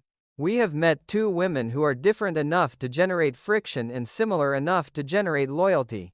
We have seen the first small collision between Carol's fear and Lucy's determination to help. We have been given a vivid sense of the institutional world they have entered and the personal stakes each has invested in succeeding within it. And we have been reminded through the precise calibration of humor and humanity why Lucille Ball remained a singular presence in American comedy. She could take a simple situation, two women unpacking in a dormitory room, and find within it the material for both laughter and recognition. The top bunk is only a few feet off the floor, yet in the alchemy of her performance and the careful construction of the script, it becomes a stage for the eternal human comedy of aspiration, fear, and the stubborn refusal to let either one have the last word. The morning of formal training arrives with the crisp authority of institutional routine, and the script shifts from the intimate negotiations of the dormitory to the brightly lit high-stakes environment of the classroom. Mock-up. Mrs. Kavanaugh, or the senior instructor who has taken her place for this particular exercise, wastes no time in establishing the governing principles of successful cabin service. Now, in serving meals, speed, precision, write it down, speed, precision, and teamwork are of the utmost importance. The repetition of the triad speed, precision, and teamwork functions almost like a liturgical chant, a secular catechism designed to imprint itself upon the minds and muscle memories of the trainees. The presence of an automatic timer elevates the exercise from mere practice to something approaching scientific measurement. In the mid-1960s, the language of efficiency, time, motion study, and quantifiable performance had thoroughly penetrated the service industries. Airlines competing fiercely in an expanding market sought to standardize every aspect of the passenger experience, and the 37-second grapefruit service became a vivid, slightly absurd emblem of that drive toward perfection. The demonstration itself is entrusted to two experienced models of the desired standard, Miss Gray and Miss Jackson. Their task is to show how 6 passengers can be served an order of grapefruit in precisely 37 seconds. The choice of grapefruit is itself a small comic masterstroke. The fruit is awkward to handle, prone to squirting, and associated with the lighter, more health-conscious breakfast service of the jet age. Serving it with speed and elegance requires a combination of manual dexterity, spatial awareness, and unflappable composure that the average person would find challenging even without a stopwatch ticking. The script's parenthetical reaction, "Holy cow," captures the trainees' collective astonishment at the demanded tempo. That brief interjection is the audience's invitation to share in the sense of impossibility, to recognize that the standard being set is deliberately extreme, designed to separate the merely competent from the truly exceptional. The physical staging of the exercise is rendered with careful attention to the logistics of performance. The trainees are instructed to turn their chairs around into the mock-up position. Those farther away must pick up their chairs and form nice straight lines. The language of military drill is never far from the surface of airline training in this era, and the script leans into that resonance without overstatement. The transformation of ordinary classroom chairs into a simulated aircraft cabin is a classic piece of sitcom theatricality, a low-tech solution that simultaneously serves the practical needs of the scene and underscores the artificiality of the training environment. Within this makeshift fuselage, the 6 passenger positions are occupied, the trainees are seated, and the reminder is issued once more: 6 passengers in precisely 37 seconds. The word precisely carries particular weight. It is not enough to be fast, one must be exact. The timer will not forgive an extra second, nor will the corporate culture that the timer represents. When the demonstration concludes, and the instructor announces that the exercise will now be repeated using 2 of the trainees, the selection of Lucy and Carol feels both inevitable and deliciously fraught. We will begin with Lucy and Carol. The slight hesitation before the name suggests that the choice is not entirely random. The instructor may already sense that these two will provide the most instructive or at least the most memorable example. Lucy's immediate willingness I'll do contrasts sharply with Carol's more tentative participation. The difference in temperament established in the previous sequence now finds a new arena in which to express itself. Lucy is eager to perform to prove herself, to turn the exercise into an opportunity for distinction. Carol approaches the same task with the visible weight of her own anxieties, even if the height-related phobia is not directly in play at this moment. The physical comedy latent in the subsequent attempt is enormous. The script stage directions: please move those legs. All right, may I remind you 6 passengers in 37 seconds, ready, yeah, go sketch, only the bare outline of what would have been a fully realized slapstick sequence in performance. One can envision Lucille Ball's Lucy launching herself into the task with characteristic full-body commitment, arms loaded with grapefruit halves, tray tilting precariously, feet navigating the narrow simulated aisle, face a mask of intense concentration that gradually gives way to panic as the seconds evaporate. Carol working in tandem would provide both assistance and obstruction, her own movements slightly out of sync, her reactions amplifying every near disaster. The grapefruit themselves become active comic agents, slippery, squirting, rolling under seats, refusing to be placed with the required elegance. The timer, whether visible or merely audible, exerts a relentless pressure that transforms ordinary service gestures into a race against catastrophe.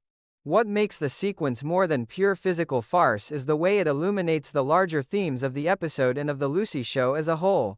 The demand for speed and precision in the performance of emotional labor is a recurring concern in Ball's work. From the chocolate factory assembly line to the various workplace schemes of later series, she repeatedly explored the comic and human costs of subordinating the messy realities of individual bodies and temperaments to the smooth operation of systems. The grapefruit drill is a particularly pure expression of that exploration. The trainees are not being asked to master a complex technical skill so much as to erase the evidence of human effort and limitation. The ideal performance is one in which 6 passengers receive their fruit so swiftly and gracefully that the labor disappears, leaving only the impression of effortless service.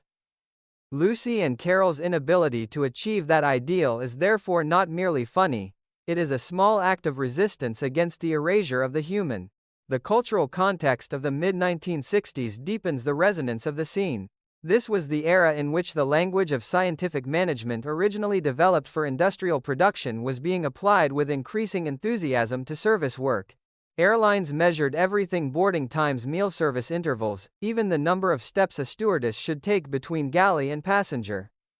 The 37-second standard is an exaggeration for comic effect, yet it is grounded in a real historical tendency. By placing its heroine in direct conflict with that tendency, the script invites the audience to laugh at the absurdity of the demand while still recognizing the genuine pressure it places upon the women who must meet it. Lucy's eventual chaotic performance becomes in this light both a personal failure and a kind of unwitting critique. Lucille Ball's particular genius for this kind of material cannot be overstated. She possessed an extraordinary capacity to make the struggle against time and object feel existential. Watching her attempt to serve those grapefruit, an audience would have seen not only the external comedy of spilled fruit and colliding bodies, but the internal comedy of a mind racing faster than its limbs can follow. Her face was an instrument of unmatched expressiveness. The widening eyes as the timer's implication sinks, in the forced smile that begins to crack the momentary triumph when a grapefruit lands correctly. The cascading despair as the next one skids away. Supporting players would have been essential to the success of the sequence. The actresses playing the passenger trainees would have needed to react with a mixture of polite expectation and growing alarm. Carol Burnett's Carol would have provided the perfect partner in Crime and Consequence. Her own physical comedy complementing Ball's without ever competing for the same space. The script's decision to have the instructor interrupt the attempt before it can fully collapse, "That's enough, girls, you get the idea," is a shrewd piece of comic structuring. By cutting the exercise short, the writers preserve the sense that complete disaster has been only narrowly avoided while still allowing the audience to imagine the full scale of the mess that might have ensued. The interruption also serves a pedagogical function within the fictional world. The point has been made. The standard has been demonstrated and further humiliation is unnecessary. Yet the damage to Lucy and Carol's confidence has been done. They have been weighed in the balance of corporate efficiency and found wanting at least in this first public trial. The remainder of their training and the first flight that will follow will be haunted by the memory of those 37 seconds and the gap between the ideal and their own imperfect execution. The emphasis on teamwork adds another layer of complexity. The exercise is not an individual test but a paired one. Lucy and Carol must coordinate their movements, anticipate each other's actions and recover from each other's errors in real time. Their failure is therefore a shared one, and the script uses that shared failure to strengthen the bond established in the previous sequence.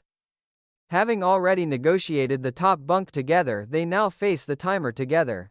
The experience becomes another brick in the foundation of their partnership, a mutual ordeal that will make subsequent successes sweeter and subsequent disasters more bearable. In the economy of sitcom storytelling, such shared trials are essential.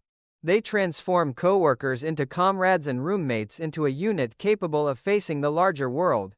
The mock-up setting itself is worthy of extended consideration. The transformation of classroom chairs into a simulated aircraft cabin is a classic example of the theatrical ingenuity that characterized multi-camera sitcom production in the 1960s. Limited by studio space and the need to play to both a live audience and the cameras, directors and set designers became experts at suggesting complex environments with minimal means. The chairs arranged in rows, the designated galley area, the imaginary aisle, all of these elements would have been instantly legible to the audience while leaving ample room for the physical comedy to unfold. The artificiality of the setting is never hidden, instead it is embraced as part of the form's charm. We are watching a representation of training, not training itself, and that layer of remove allows the comedy to flourish without the burden of strict realism. As the exercise concludes and the trainees absorb the lesson, the script has accomplished several important pieces of groundwork. It has established the exacting standards of the profession Lucy and Carol have chosen. It has demonstrated through physical comedy the gap between those standards and the heroine's current abilities. It has deepened the Lucy-Carol relationship through a shared public ordeal, and it has reinforced the series' larger interest in the comic struggle between individual temperament and institutional demand. All of this has been achieved within a sequence that on the surface is simply about serving grapefruit against a clock. The ability to find such richness in such seemingly modest material is one of the enduring strengths of The Lucy Show and of Lucille Ball's particular brand of comedy. The 37 seconds themselves acquire a kind of mythic status within the narrative. They represent an ideal of perfect efficiency that will hover over every subsequent service interaction. When Lucy and Carol eventually board their first real flight, the memory of the timer will be present in every gesture, every glance at a passenger, every moment of hesitation or haste. The grapefruit drill is therefore not merely an isolated comic set piece, it is a foundational trauma. A comic original sin from which the rest of the training narrative will flow. That the fruit in question is grapefruit, bright, acidic, prone to spectacular mishap, only enhances the symbolic fitness of the choice. Something so simple, so ostensibly civilized becomes the instrument of chaos, when subjected to the pressures of speed and scrutiny. In the end, the sequence leaves the audience with a renewed appreciation for the peculiar heroism of sitcom characters. Lucy and Carol are not going to become the perfect stewardesses of the training films. They are going to remain stubbornly, gloriously themselves, eager, flawed, mutually supportive and endlessly inventive in the face of systems that demand conformity. The grapefruit may not have been served in 37 seconds, but the real service the scene performs is to the audience. A reminder that the gap between the ideal and the actual is not a source of shame but of laughter, recognition, and ultimately affection. In the hands of Lucille Ball, that gap becomes a stage and the struggle to cross it becomes one of the purest forms of comic art. The transition from the controlled artificiality of the training mock-up to the irreversible reality of an actual aircraft marks one of the most charged thresholds in the entire composite narrative. The instructor's parting words carry the full weight of institutional judgment. "Come aboard, girls, this is your first flight. And how well you do on this flight determines whether or not you get your wings." The metaphor of wings, long associated with both aviation and angelic elevation, is here rendered brutally conditional. Success will grant the symbolic and professional elevation the trainees have been working toward. failure will return them to the ground, stripped of the uniform and the identity it confers. The flight manual is handed over with a brisk goodbye and good luck, and the two young women are left to navigate the narrow galley and the expectant cabin on their own. The script captures Lucy's immediate delight in the miniature kitchen. Look at the kitchen, cute little galley, all our own. Oh, it's just darling, really a moment of pure, almost childlike pleasure in the trappings of the role. For Lucy Carmichael, the physical environment of the profession is itself a source of enchantment. The galley is not merely a workspace, it is a playhouse of adult responsibility, a compact stage upon which she can perform the glamorous identity she has chosen. Carol's emotional state in these opening moments of the flight provides a revealing counterpoint. Lucy observes with pride that her roommate does not seem the least bit nervous, and Carol attributes her composure to the uniform itself. I think it's the uniform, yeah, that's the spirit. The idea that clothing can confer courage is an old one, yet in this context it acquires particular poignancy. The stewardess uniform of the mid-1960s was a carefully designed costume of authority and allure, tailored, often brightly colored, complete with hat and sometimes gloves. To wear it was to step into a publicly recognized role that carried expectations of competence, grace, and emotional steadiness. Carol's reliance on the uniform as a kind of psychological armor underscores both the power of external identity and its ultimate fragility. The moment a repairman appears to work on an ashtray, that armor begins to crack. Carol's alarm at the number of tools the man carries, well, he's got an awful lot of tools there for just an ashtray I'm getting off, is simultaneously funny and deeply human. The aircraft, which had seemed a self-contained world of professional possibility, is suddenly revealed as a machine that requires maintenance, a complex system that can fail. Her impulse to deplane before the flight even begins is the pure expression of her earlier phobia translated into the language of mechanical anxiety.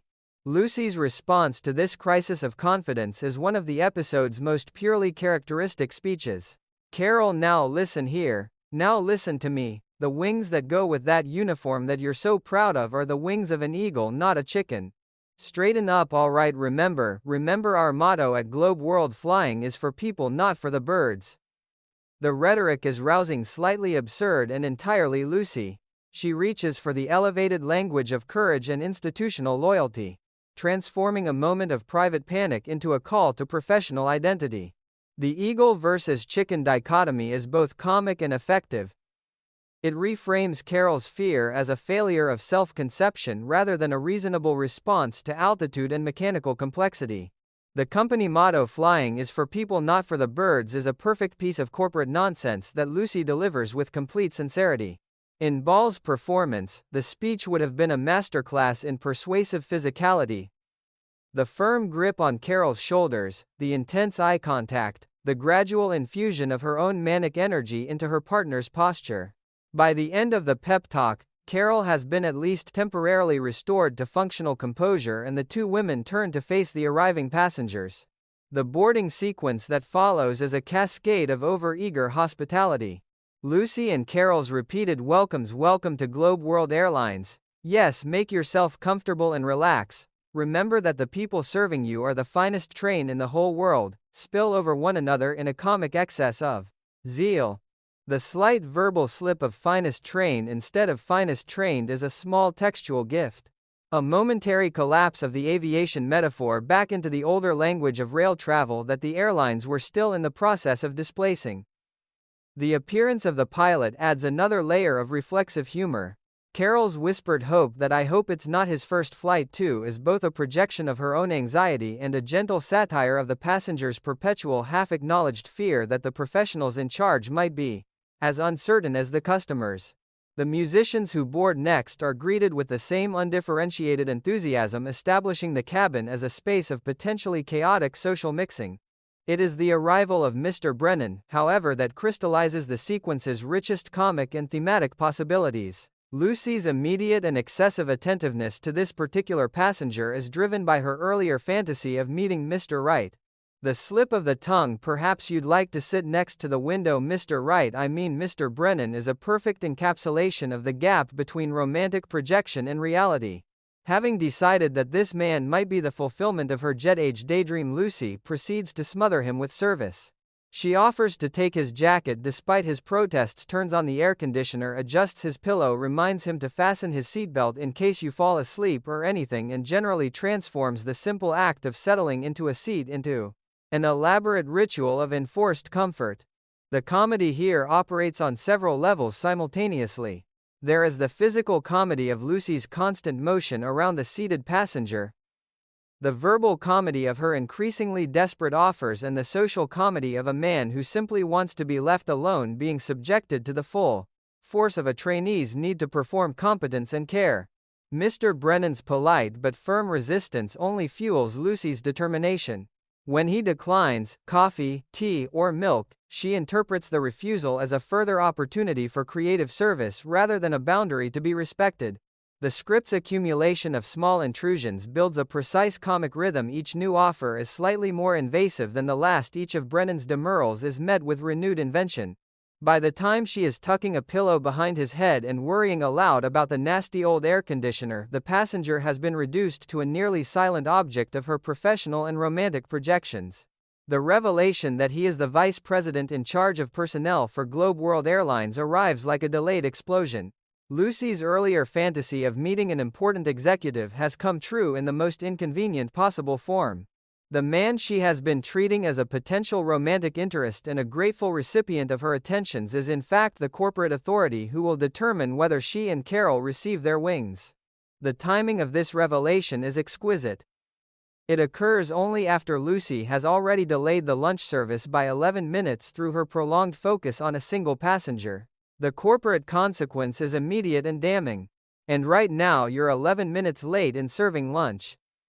The precision of the reprimand, 11 minutes, not a little late or behind schedule, echoes the earlier 37-second grapefruit drill.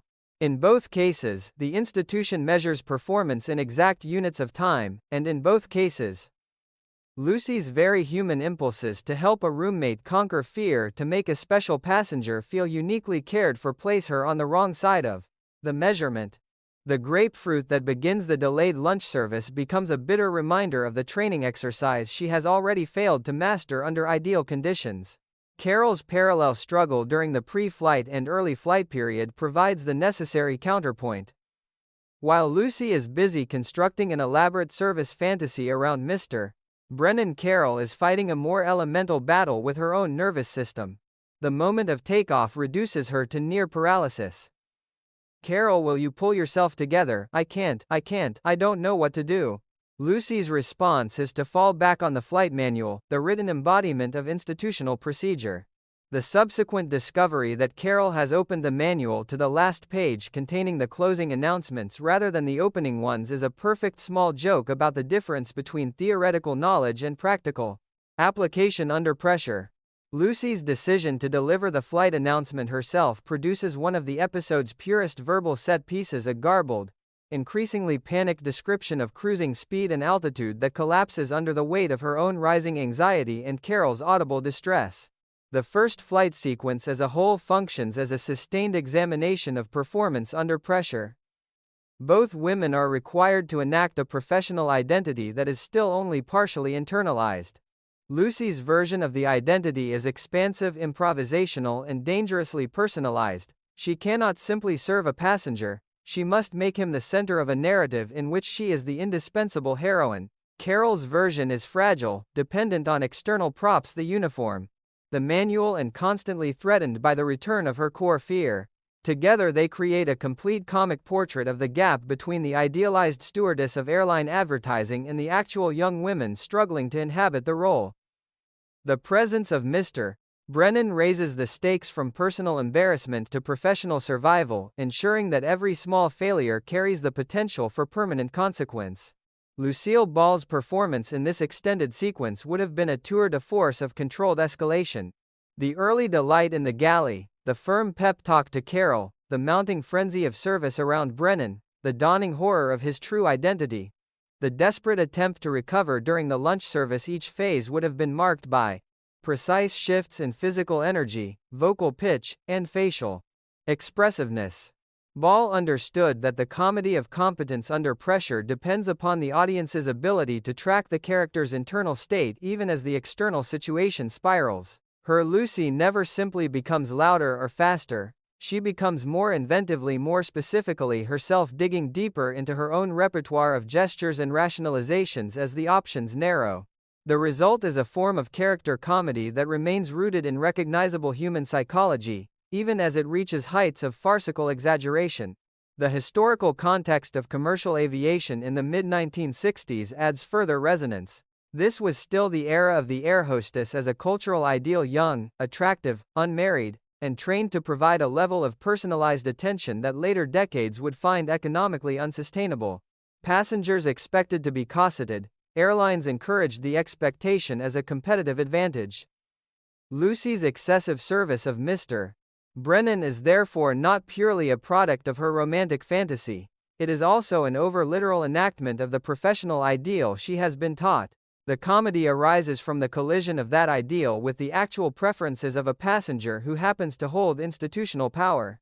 In trying too hard to be the perfect stewardess, Lucy becomes the opposite of what the situation requires. The lesson is classic ball. The most dangerous force in any social system is often the person who believes most fervently in its stated values. By the time the lunch service is underway and the immediate crisis of Brennan's identity has been absorbed, the first flight has already accomplished its narrative purpose. It has tested the trainees under real conditions, exposed the fragility of their newly acquired skills, and entangled them with a figure of corporate authority in the most awkward possible way. The wings they seek remain conditional, and the eagle of Lucy's pep talk has not yet fully displaced the chicken of Carol's fear. Yet the sequence also affirms the underlying resilience of the partnership.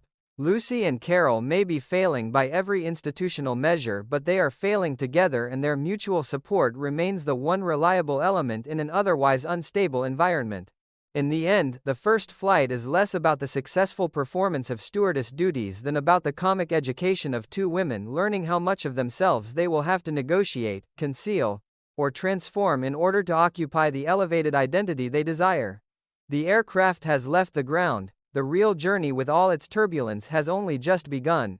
The mid-flight crisis that erupts over the failure of the promised entertainment constitutes one of the most purely characteristic sequences in the entire composite narrative, a moment when institutional expectation, technological breakdown, personal desperation, and spontaneous invention collide with exquisite comic force.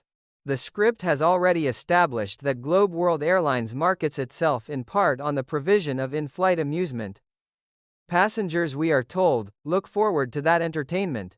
When the movie projector fails, or when Carol's panicked announcement effectively sabotages the screening before it can begin, the resulting vacuum is not merely an inconvenience.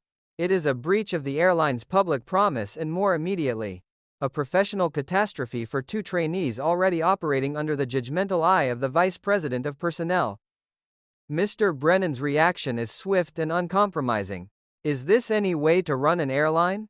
The question is delivered with the dry authority of a man who has both the right and the responsibility to ask it, and the implied answer is devastating. The trainees' first flight is collapsing not because of any failure in safety or basic service, but because they cannot deliver the ancillary pleasure that the modern passenger has been taught to expect. Lucy's initial response is a mixture of apology and self-defense. She acknowledges the failure of the film while attempting to contextualize it as an inevitable consequence of inexperience. This is our first flight. The plea for another chance is sincere, yet it is met with the cold calculus of corporate reputation. Brennan points out that complaints will follow, that the airline's image will suffer, and that the trainees' wings are now in serious jeopardy. The stakes, already high, become nearly existential. In the enclosed world of the aircraft, there is no immediate higher authority to whom the women can appeal. The man who holds their professional future in his hands is seated a few feet away, unimpressed and unmoved. It is at this precise point of maximum pressure that the script executes one of its most satisfying reversals. Carol, drawing upon the cultural resources of her North Platte childhood, proposes an alternative. Back home in North Platte, Nebraska, we make our own entertainment. The line is simple, yet it carries the full weight of a different value system, one in which amusement is not a commodified service delivered by technology but a communal activity generated by the people present. Lucy seizes upon the idea with characteristic instantaneous enthusiasm. The musicians who boarded earlier are pressed into service, and the cabin is transformed, however, improvised into a live performance space. The announcement Lucy delivers is a small masterpiece of opportunistic rhetoric. A lot of airlines offer you movies and stereo music to listen to, but Globe World Airlines is the very first to bring you live entertainment. The claim is almost certainly false. Yet it is delivered with such buoyant conviction that it temporarily redefines the failure as an innovation. In the alchemy of sitcom logic, the breakdown of the official system becomes the occasion for a more authentic, more human form of pleasure. The musicians launch into a medley that ranges across the popular and traditional repertoire of mid-century American entertainment: vaudeville-inflected numbers, patriotic tunes, spirituals and standards. The script's transcription of the lyrics is fragmented and exuberant, capturing the sense of a performance that spills beyond the boundaries of careful planning into something closer to communal celebration. The comedy of the sequence operates on multiple levels at once. There is the immediate situational humor of two trainees, turning a professional disaster into an impromptu variety show under the nose of their most important passenger. There is the physical comedy inherent in the cramped logistics of an aircraft cabin suddenly required to function as a stage, musicians maneuvering instruments, passengers adjusting expectations, Lucy and Carol shifting from service mode into the role of hosts and facilitators. There is the verbal comedy of Lucy's breathless, slightly incoherent introductions and transitions. And there is the deeper structural comedy of an institution that prides itself on technological sophistication being rescued by the oldest and most low-tech form of entertainment available: people making music together in real time. The fact that the performance continues long enough for the aircraft to land without the trainees noticing is the perfect topper. "Who's flying the plane? We landed 10 minutes ago." The line crystallizes the sequence's central joke: the women have been so thoroughly absorbed in the work of improvising success that they have lost track of the larger reality the improvisation was meant to serve. Lucille Ball's performance in this section would have been a study in escalating inventive energy. The early moments of panic and pleading with Brennan would have shown her face registering every degree of professional terror. The sudden pivot to the live entertainment solution would have lit her features with the unmistakable glow of a scheme taking shape. Ball excelled at playing women who do not merely react to crisis but immediately begin converting crisis into opportunity, often with only the loosest grasp of practical constraints. Her Lucy does not pause to consider whether the musicians know enough material, whether the passengers will accept the substitution, or whether the noise will disturb the cockpit. She simply declares the new reality into existence, and then works with manic diligence to sustain it. The physicality required moving through the cabin, cueing the musicians, managing passenger reactions, keeping Carol from collapsing under the residual stress, would have provided Ball with a complete athletic and expressive workout, all while remaining legible and hilarious to both the studio audience and the camera. The thematic richness of the sequence extends well beyond its immediate comic pleasures. At its core, the entertainment crisis is an exploration of the difference between official culture and vernacular culture, between the standardized product the airline has promised and the spontaneous creation the trainees are able to summon. In the mid-1960s, commercial aviation was still in the process of defining what the in-flight experience should feel like. Movies and stereo music represented the industry's attempt to import the comforts of home and theater into the sky to make the unnatural experience of high-altitude travel feel familiar and pleasurable. When that technological promise fails, Carol's appeal to the homemade entertainments of small-town Nebraska functions as a quiet assertion of an older, more participatory model of pleasure. The passengers are not asked to sit passively in the dark. They are invited to become an audience in the traditional sense, responding to living performers who are sharing the same pressurized tube of air. Mr. Brennan's presence complicates the triumph. Even as the live music temporarily rescues the flight from the charge of failed entertainment, the larger question of the trainees' competence remains unresolved.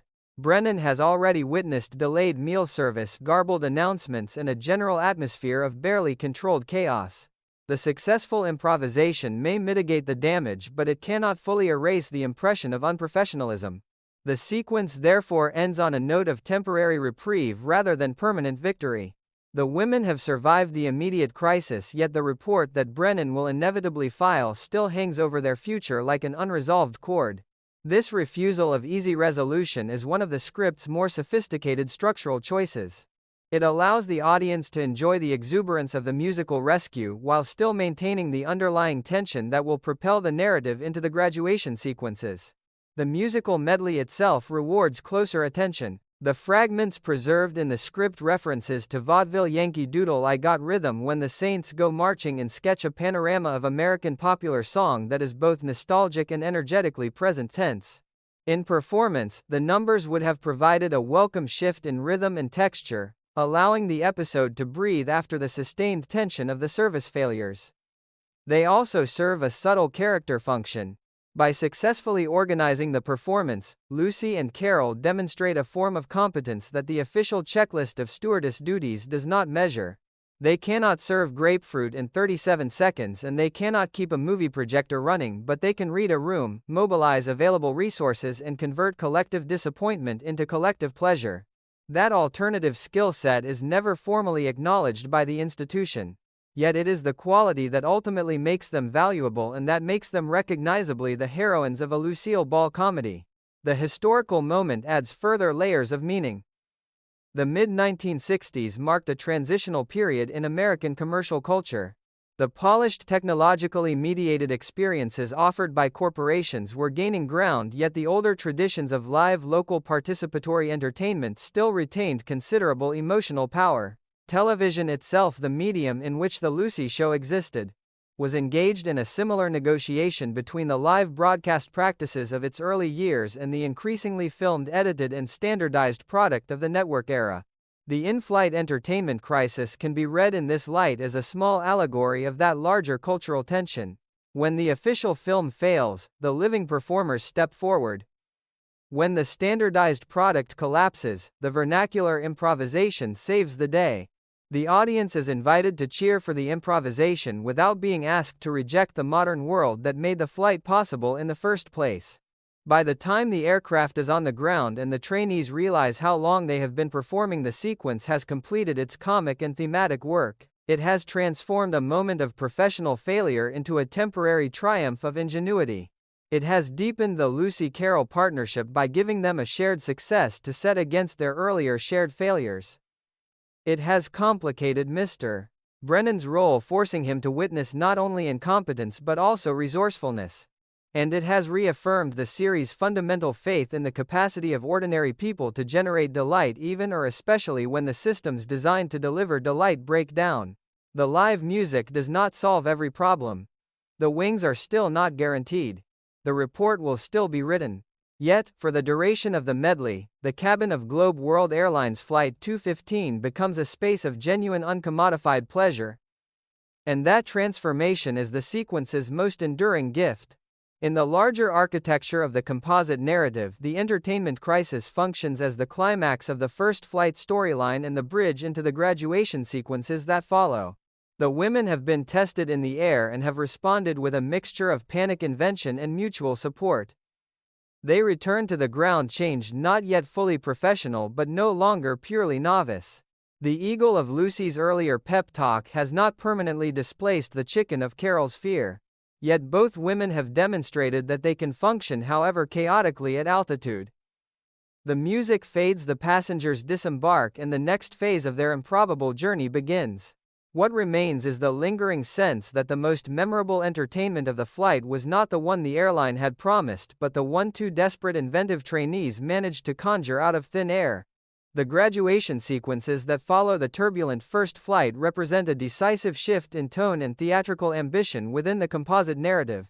Where the earlier scenes had been grounded in the procedural realities of training and the pressurized chaos of actual flight, the graduation material opens outward into pure celebratory performance. The trainees have survived their ordeal in the air. Now, they are invited to ritualize that survival through a public pageant that blends institutional ceremony, historical tribute, and exuberant musical comedy. The script stages this transition with careful attention to the emotional weather of the moment.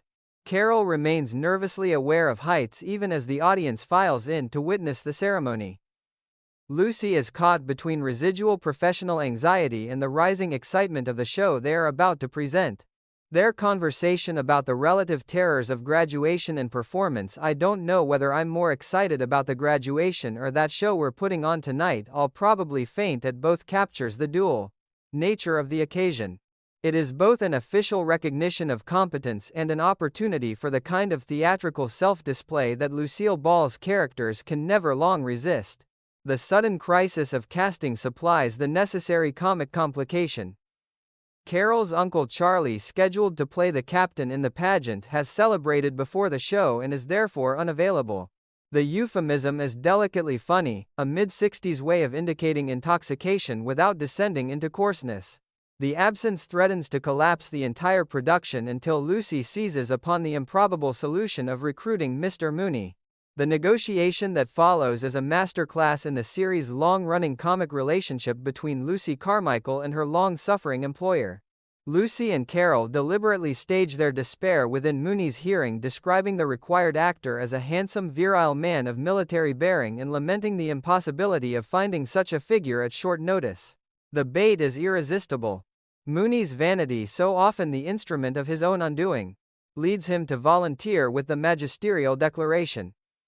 It won't require acting for me to be a handsome, virile leading man of military bearing. Just call me captain. The sequence is rich in the particular pleasures of the Lucy show's character comedy. Gale Gordon's Mooney had by this point in the series become one of television's great comic monuments to frustrated dignity. His willingness to step into the role is simultaneously a concession to Lucy's manipulation and an assertion of his own self-image. The earlier business about the citation for extreme valor under fire, which Lucy had once misremembered as extreme caution under cover, adds a further layer of affectionate satire. Mooney's wartime service is real enough within the show's continuity, yet it is constantly being reframed by Lucy's imperfect memory and opportunistic storytelling.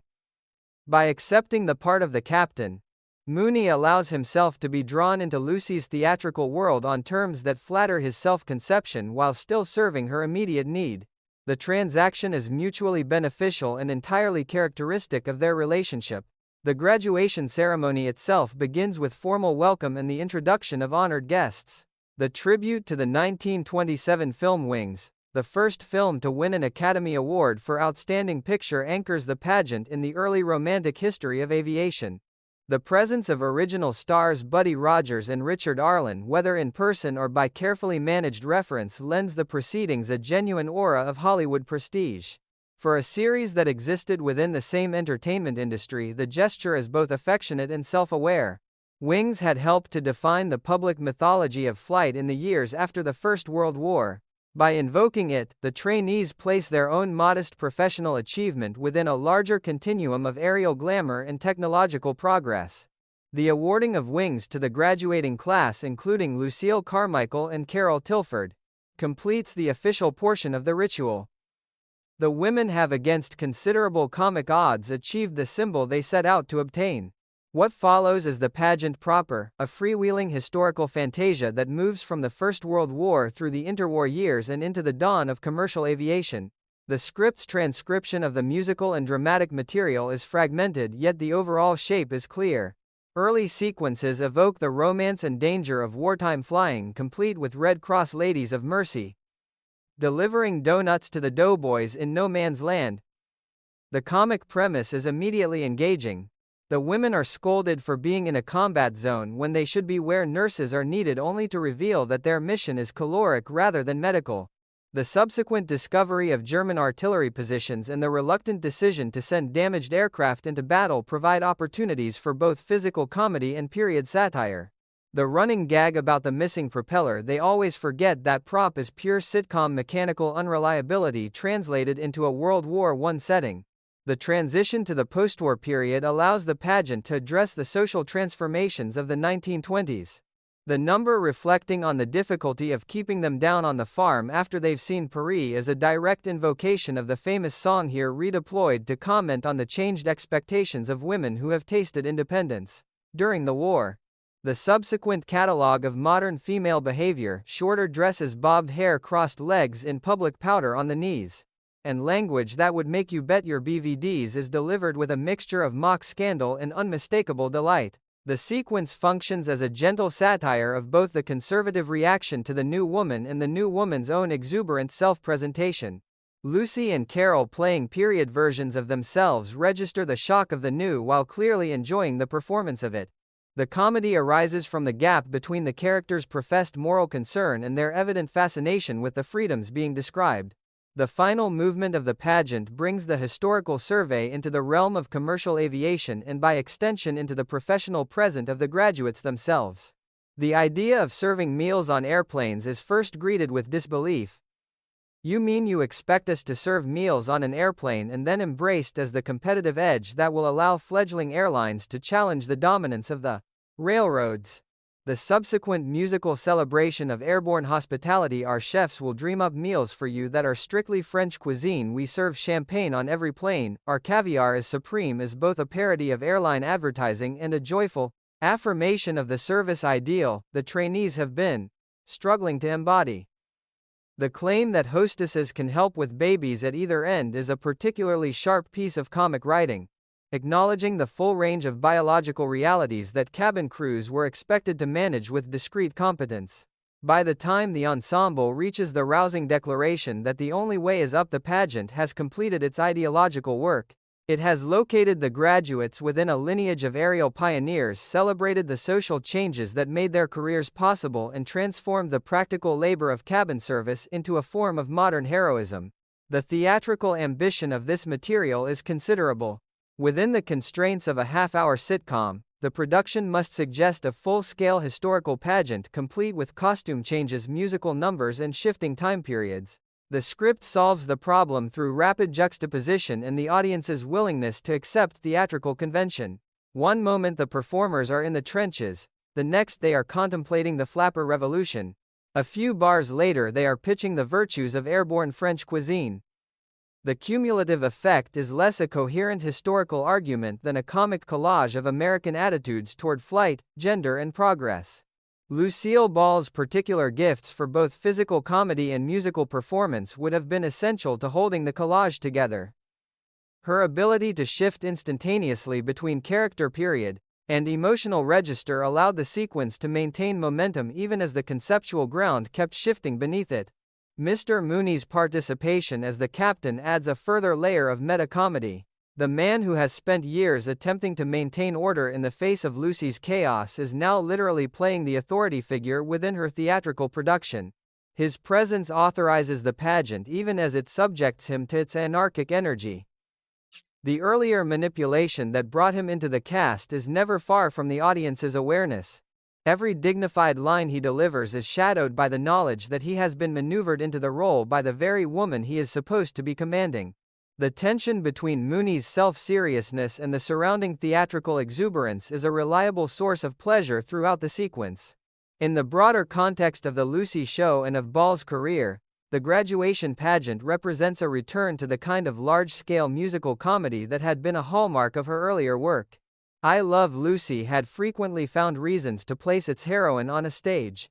The Lucy show, particularly in its later seasons, continued the tradition with elaborate production numbers that allowed Ball to display the full range of her performing talents.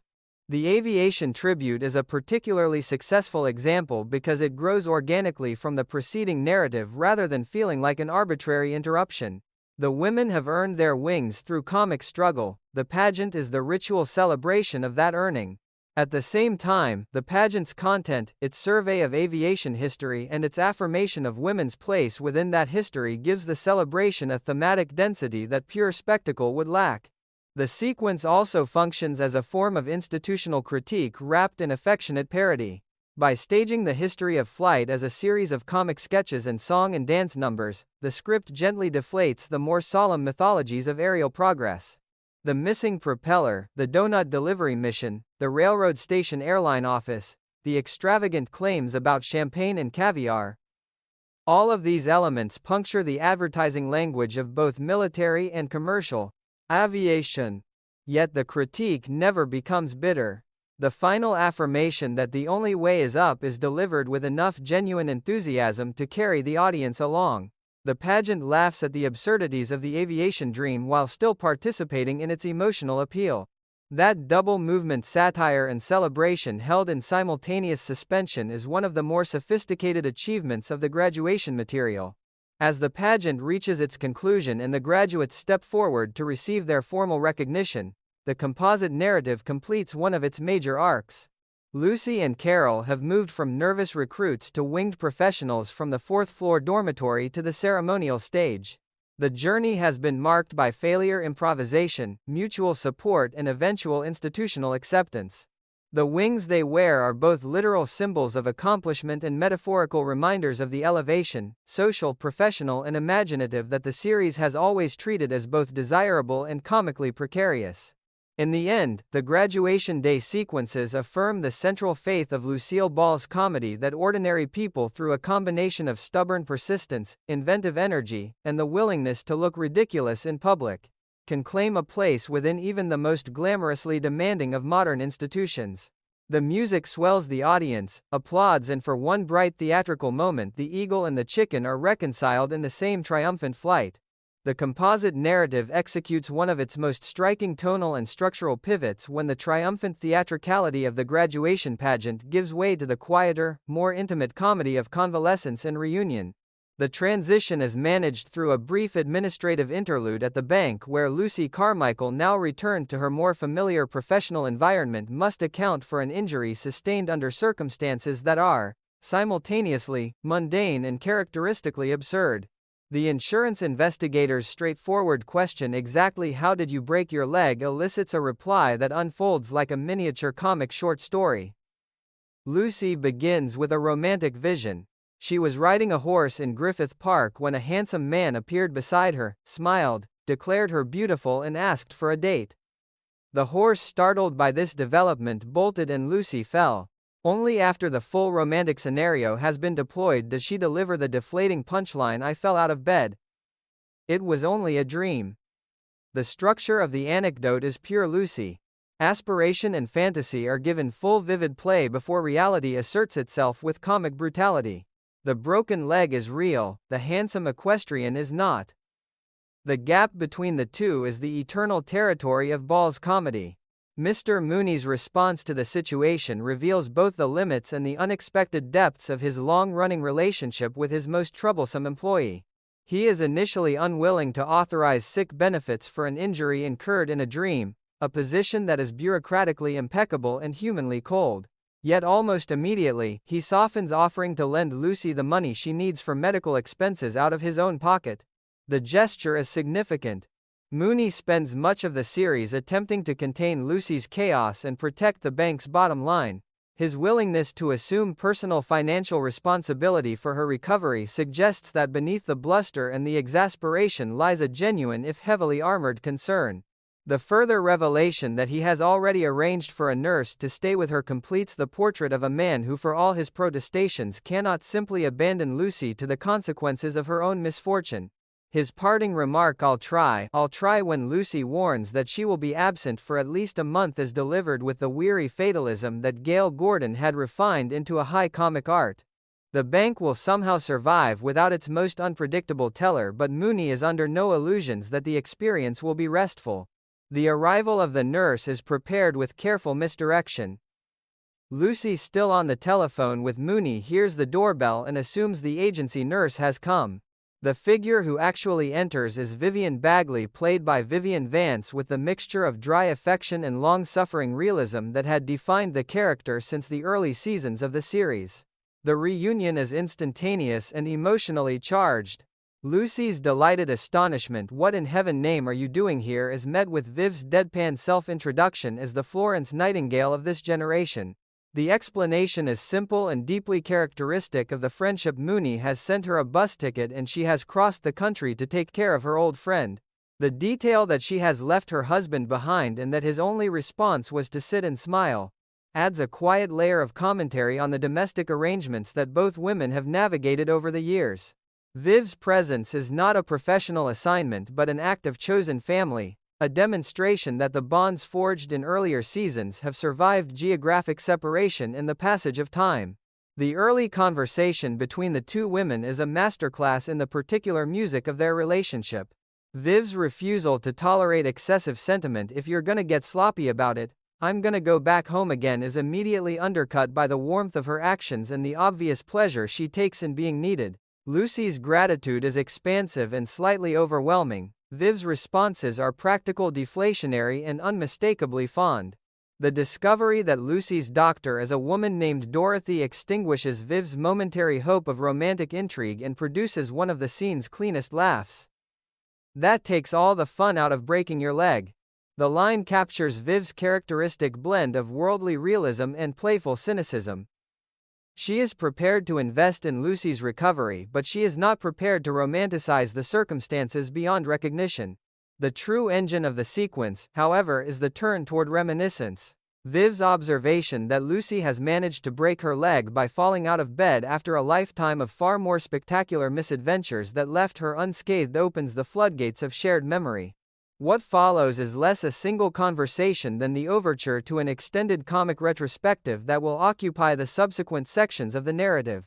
The two women begin to inventory the improbable situations they have survived together, each incident serving as both comic set piece and further evidence of the durability of their bond. The tone is affectionate rather than nostalgic in any simple sense.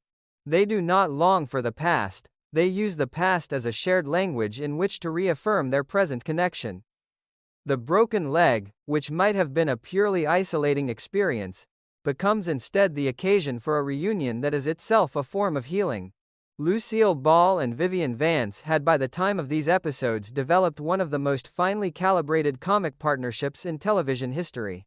Their rhythms were instinctive, Ball's expansive energy meeting Vance's dry containment.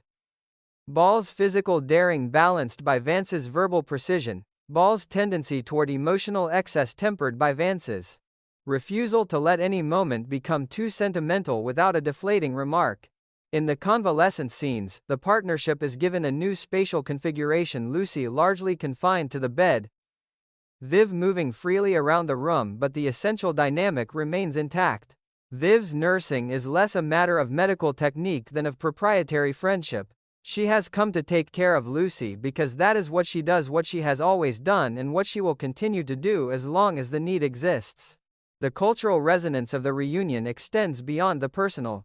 In the mid-1960s, the idea of women maintaining deep, sustaining friendships across distances and changing life circumstances carried particular weight. Both Lucy and Viv had navigated the complex terrain of widowhood, single parenthood, and economic self-sufficiency within the series' continuity. Their friendship had always functioned as a mutual support system more reliable than many of the romantic and institutional structures around them. By bringing Viv back specifically to nurse Lucy through an injury, the script reaffirms that foundational premise. Professional nurses can be hired. The particular combination of competence, exasperation, and loyalty that Viv brings cannot be purchased. It can only be claimed through years of shared history. Mr. Mooney's off-stage role in arranging the reunion adds a final complicating note. The same man who has spent years trying to manage Lucy's chaos has also quietly ensured that she will not face her recovery alone. The gesture does not transform him into a sentimentalist. It simply reveals that his investment in Lucy's welfare is more personal than his official persona would ever allow him to admit. In the ecology of the series, Mooney, Lucy, and Viv form an unlikely triangular support system, each member providing something the others cannot supply for themselves. The broken leg temporarily disables Lucy's usual kinetic energy. Viv supplies the missing mobility and practical care. Mooney supplies the logistical and financial framework that makes the care possible. The system is improvised, imperfect, and entirely functional. As the two women settle into the rhythms of nurse and patient, the script prepares the ground for the extended flashbacks that will follow. The present tense comedy of the convalescence, the negotiation of meals, the management of Lucy's restlessness, the continual threat of excessive emotion, will serve as the frame for a series of remembered adventures that span the history of their friendship. The broken leg is both a literal injury and a narrative device. A way of stilling Lucy's body long enough for memory to take center stage. In the hands of Ball and Vance, the device becomes an opportunity for a sustained exploration of what it means to have shared a comic life so thoroughly that every past disaster can be revived as present entertainment. The eagle of the graduation ceremony has been grounded at least temporarily, but the reunion with Viv ensures that the grounding will be anything but solitary. The real flight, the script suggests, has always been the one the two women take together through the turbulent air of ordinary existence. The turn into sustained reminiscence is managed with the unforced naturalism that characterizes the series at its most confident. Viv's observation that Lucy has broken her leg by falling out of bed after years of far more spectacular physical risks functions as both a comic rebuke and an open invitation. Lucy's defensive reply, "They may have been unbelievable to you, but I always had a sensible reason for everything I did," sets the terms of the ensuing exchange.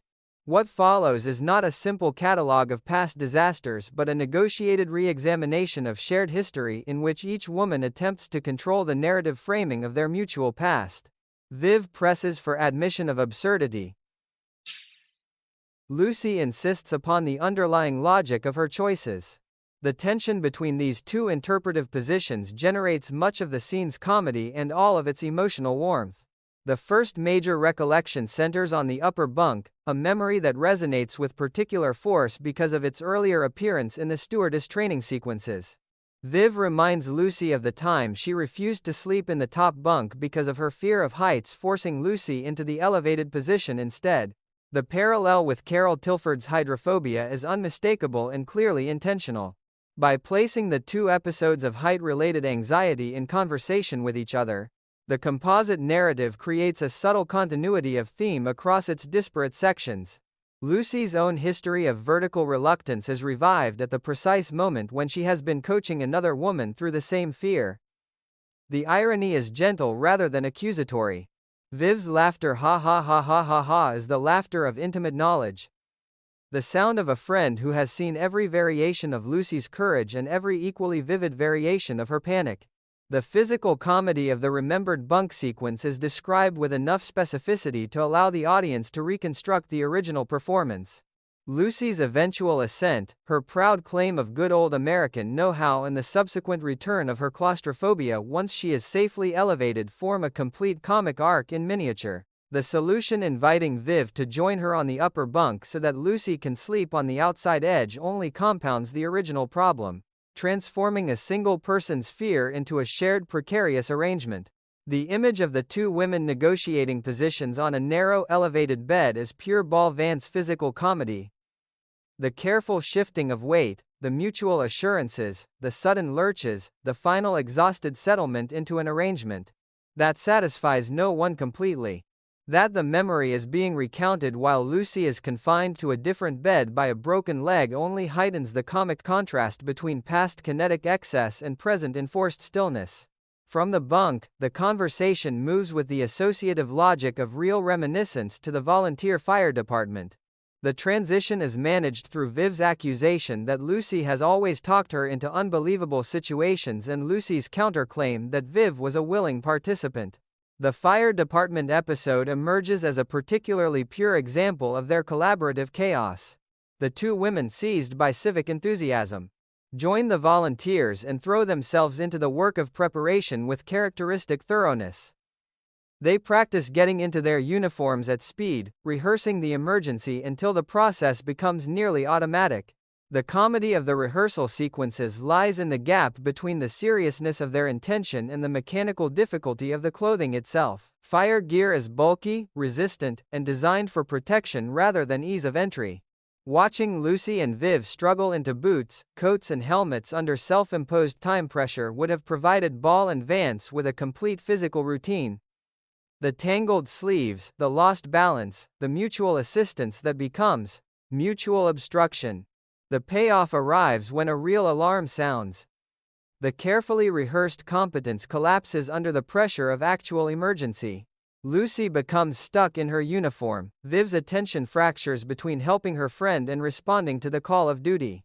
The running gag about the run in the stocking, nobody will see it in the fire, and the further anxiety about the possible loss of pants under extreme heat are classic pieces of domestic physical comedy translated into a public service setting. The women's eventual arrival at the scene, still only partially dressed and arguing about who should drive, completes the portrait of well-intentioned incompetence. They are not cowards, they are simply overwhelmed by the gap between the idealized role they have imagined for themselves and the resistant realities of bodies, clothing and time. What elevates the fire department recollection beyond simple slapstick is the way it illuminates the deeper patterns of the friendship. Lucy is the initiating force, the one who proposes the adventure and supplies the initial enthusiasm. Viv is the moderating but ultimately complicit partner, the one who voices doubts and then participates fully once the decision is made. Neither woman is capable of sustained caution when the other's energy is fully engaged. The result is a collaborative engine of misadventure that has defined their relationship across years of shared history. By revisiting the fire department in the present tense frame of Lucy's convalescence, the script allows the audience to see that engine still running even if its current output is limited to conversation rather than action. The thematic connections to the stewardess material are multiple and enriching. Both the upper bunk episode and the fire department episode center on the difficulty of performing a demanding role under pressure. In the training sequences, Lucy and Carol struggled to meet the institutional standards of speed, precision and composure.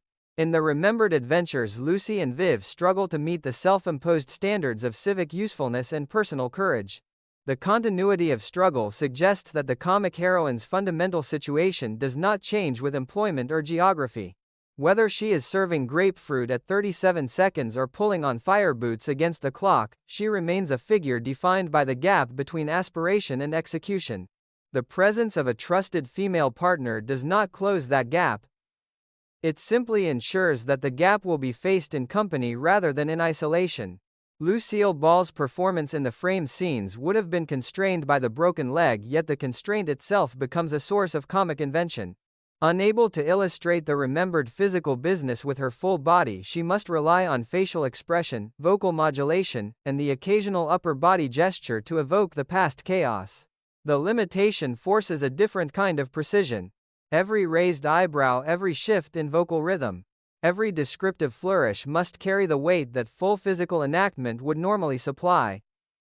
Vivian Vance, by contrast, remains mobile and therefore free to supply the reactive physicality that Ball cannot. The division of labor is itself a quiet commentary on the current state of their relationship. Lucy, temporarily grounded, supplies the narrative energy. Viv, temporarily in charge, supplies the grounding presence. The historical context of the volunteer fire department episode adds further resonance.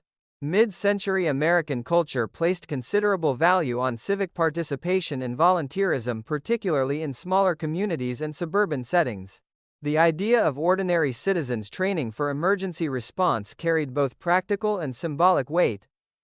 By placing Lucy and Viv in this context, the script taps into a recognizable social ideal while simultaneously exposing the comic gap between the ideal and the actual capabilities of its heroines. Their failure is not a failure of willingness or even of basic competence. It is a failure of coordination under pressure, the same failure that haunted the grapefruit drill in the first flight. The repetition of the pattern across different settings and different life stages is one of the composite narrative's more sophisticated structural achievements. As the fire department recollection winds down, the two women are left with a renewed awareness of how thoroughly their histories are entangled. Viv's summation, "I wasn't safe with you in the house, or out of it," is delivered with the mock exasperation that has always been her primary love language. Lucy's acceptance of partial responsibility is equally characteristic. Neither woman is interested in a final assignment of blame. Both are interested in the continued pleasure of shared memory. The broken leg has created the conditions for this pleasure by stilling Lucy's usual forward motion and creating a space in which the past can be summoned and examined. In that space, the upper bunk and the fire alarm become more than isolated comic incidents. They become evidence of a partnership that has survived its own worst tendencies and remains in the present, a source of both laughter and reliable care. The reminiscence is only beginning.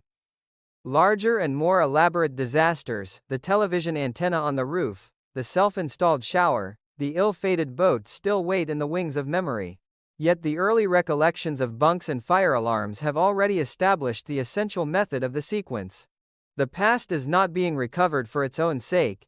It is being performed, contested, and ultimately celebrated as the foundation of a friendship that continues to define both women. In the quiet of the convalescent room, with one of them temporarily unable to generate new chaos, the old chaos is revived and found to be still fertile, still funny, and still in the deepest sense theirs. The reminiscence deepens and darkens in comic intensity as Viv steers the conversation toward two of the most sustained physical disasters in the women's shared history: the installation of a television antenna on the roof and the ambitious, catastrophic attempt to install a shower without professional help. These episodes represent a distinct phase in the archaeology of their friendship, a period in which the desire to save money and the confidence in their own practical abilities combined to produce spectacles of domestic chaos on an almost foresting, epic scale. The present tense frame of Lucy's broken leg, and Viv's nursing provides the perfect vantage from which to revisit these memories. Immobility has temporarily removed Lucy from the field of action.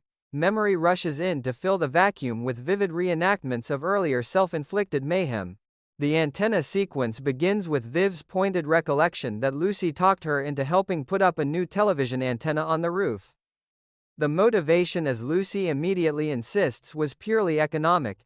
Professional installation would have cost money, their own labor was free. The logic is impeccable within the closed system of Lucy's practical philosophy and completely disastrous when measured against the realities of height, balance, wind, and the structural peculiarities of residential rooftops.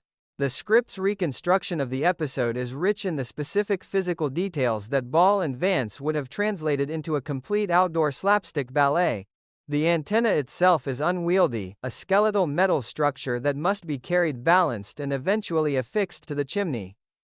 The roof is pitched. The women are wearing ordinary street clothes rather than anything designed for climbing. And the prevailing emotional weather is a mixture of determination, mutual encouragement, and rising terror. The dialogue fragments preserved in the composite script capture the essential dynamic. Lucy, already on the roof, urges Viv to join her and help balance the structure. Viv's fear is audible in every protest, yet she continues to climb. The two women attempt to negotiate positions relative to the chimney, each reluctant to take the more precarious stance. Back up, I'm scared to walk forward. Switch places with me. The language of mutual reassurance, honey, don't be frightened, everything's all right, is constantly undercut by the physical evidence that everything is very far from all right. When Lucy proudly announces that she has found a skylight in her bedroom, the discovery is less a triumph of home improvement than a further complication in an already unstable situation. The antenna installation has become a tour of the roof's vulnerabilities rather than a solution to the problem of television reception.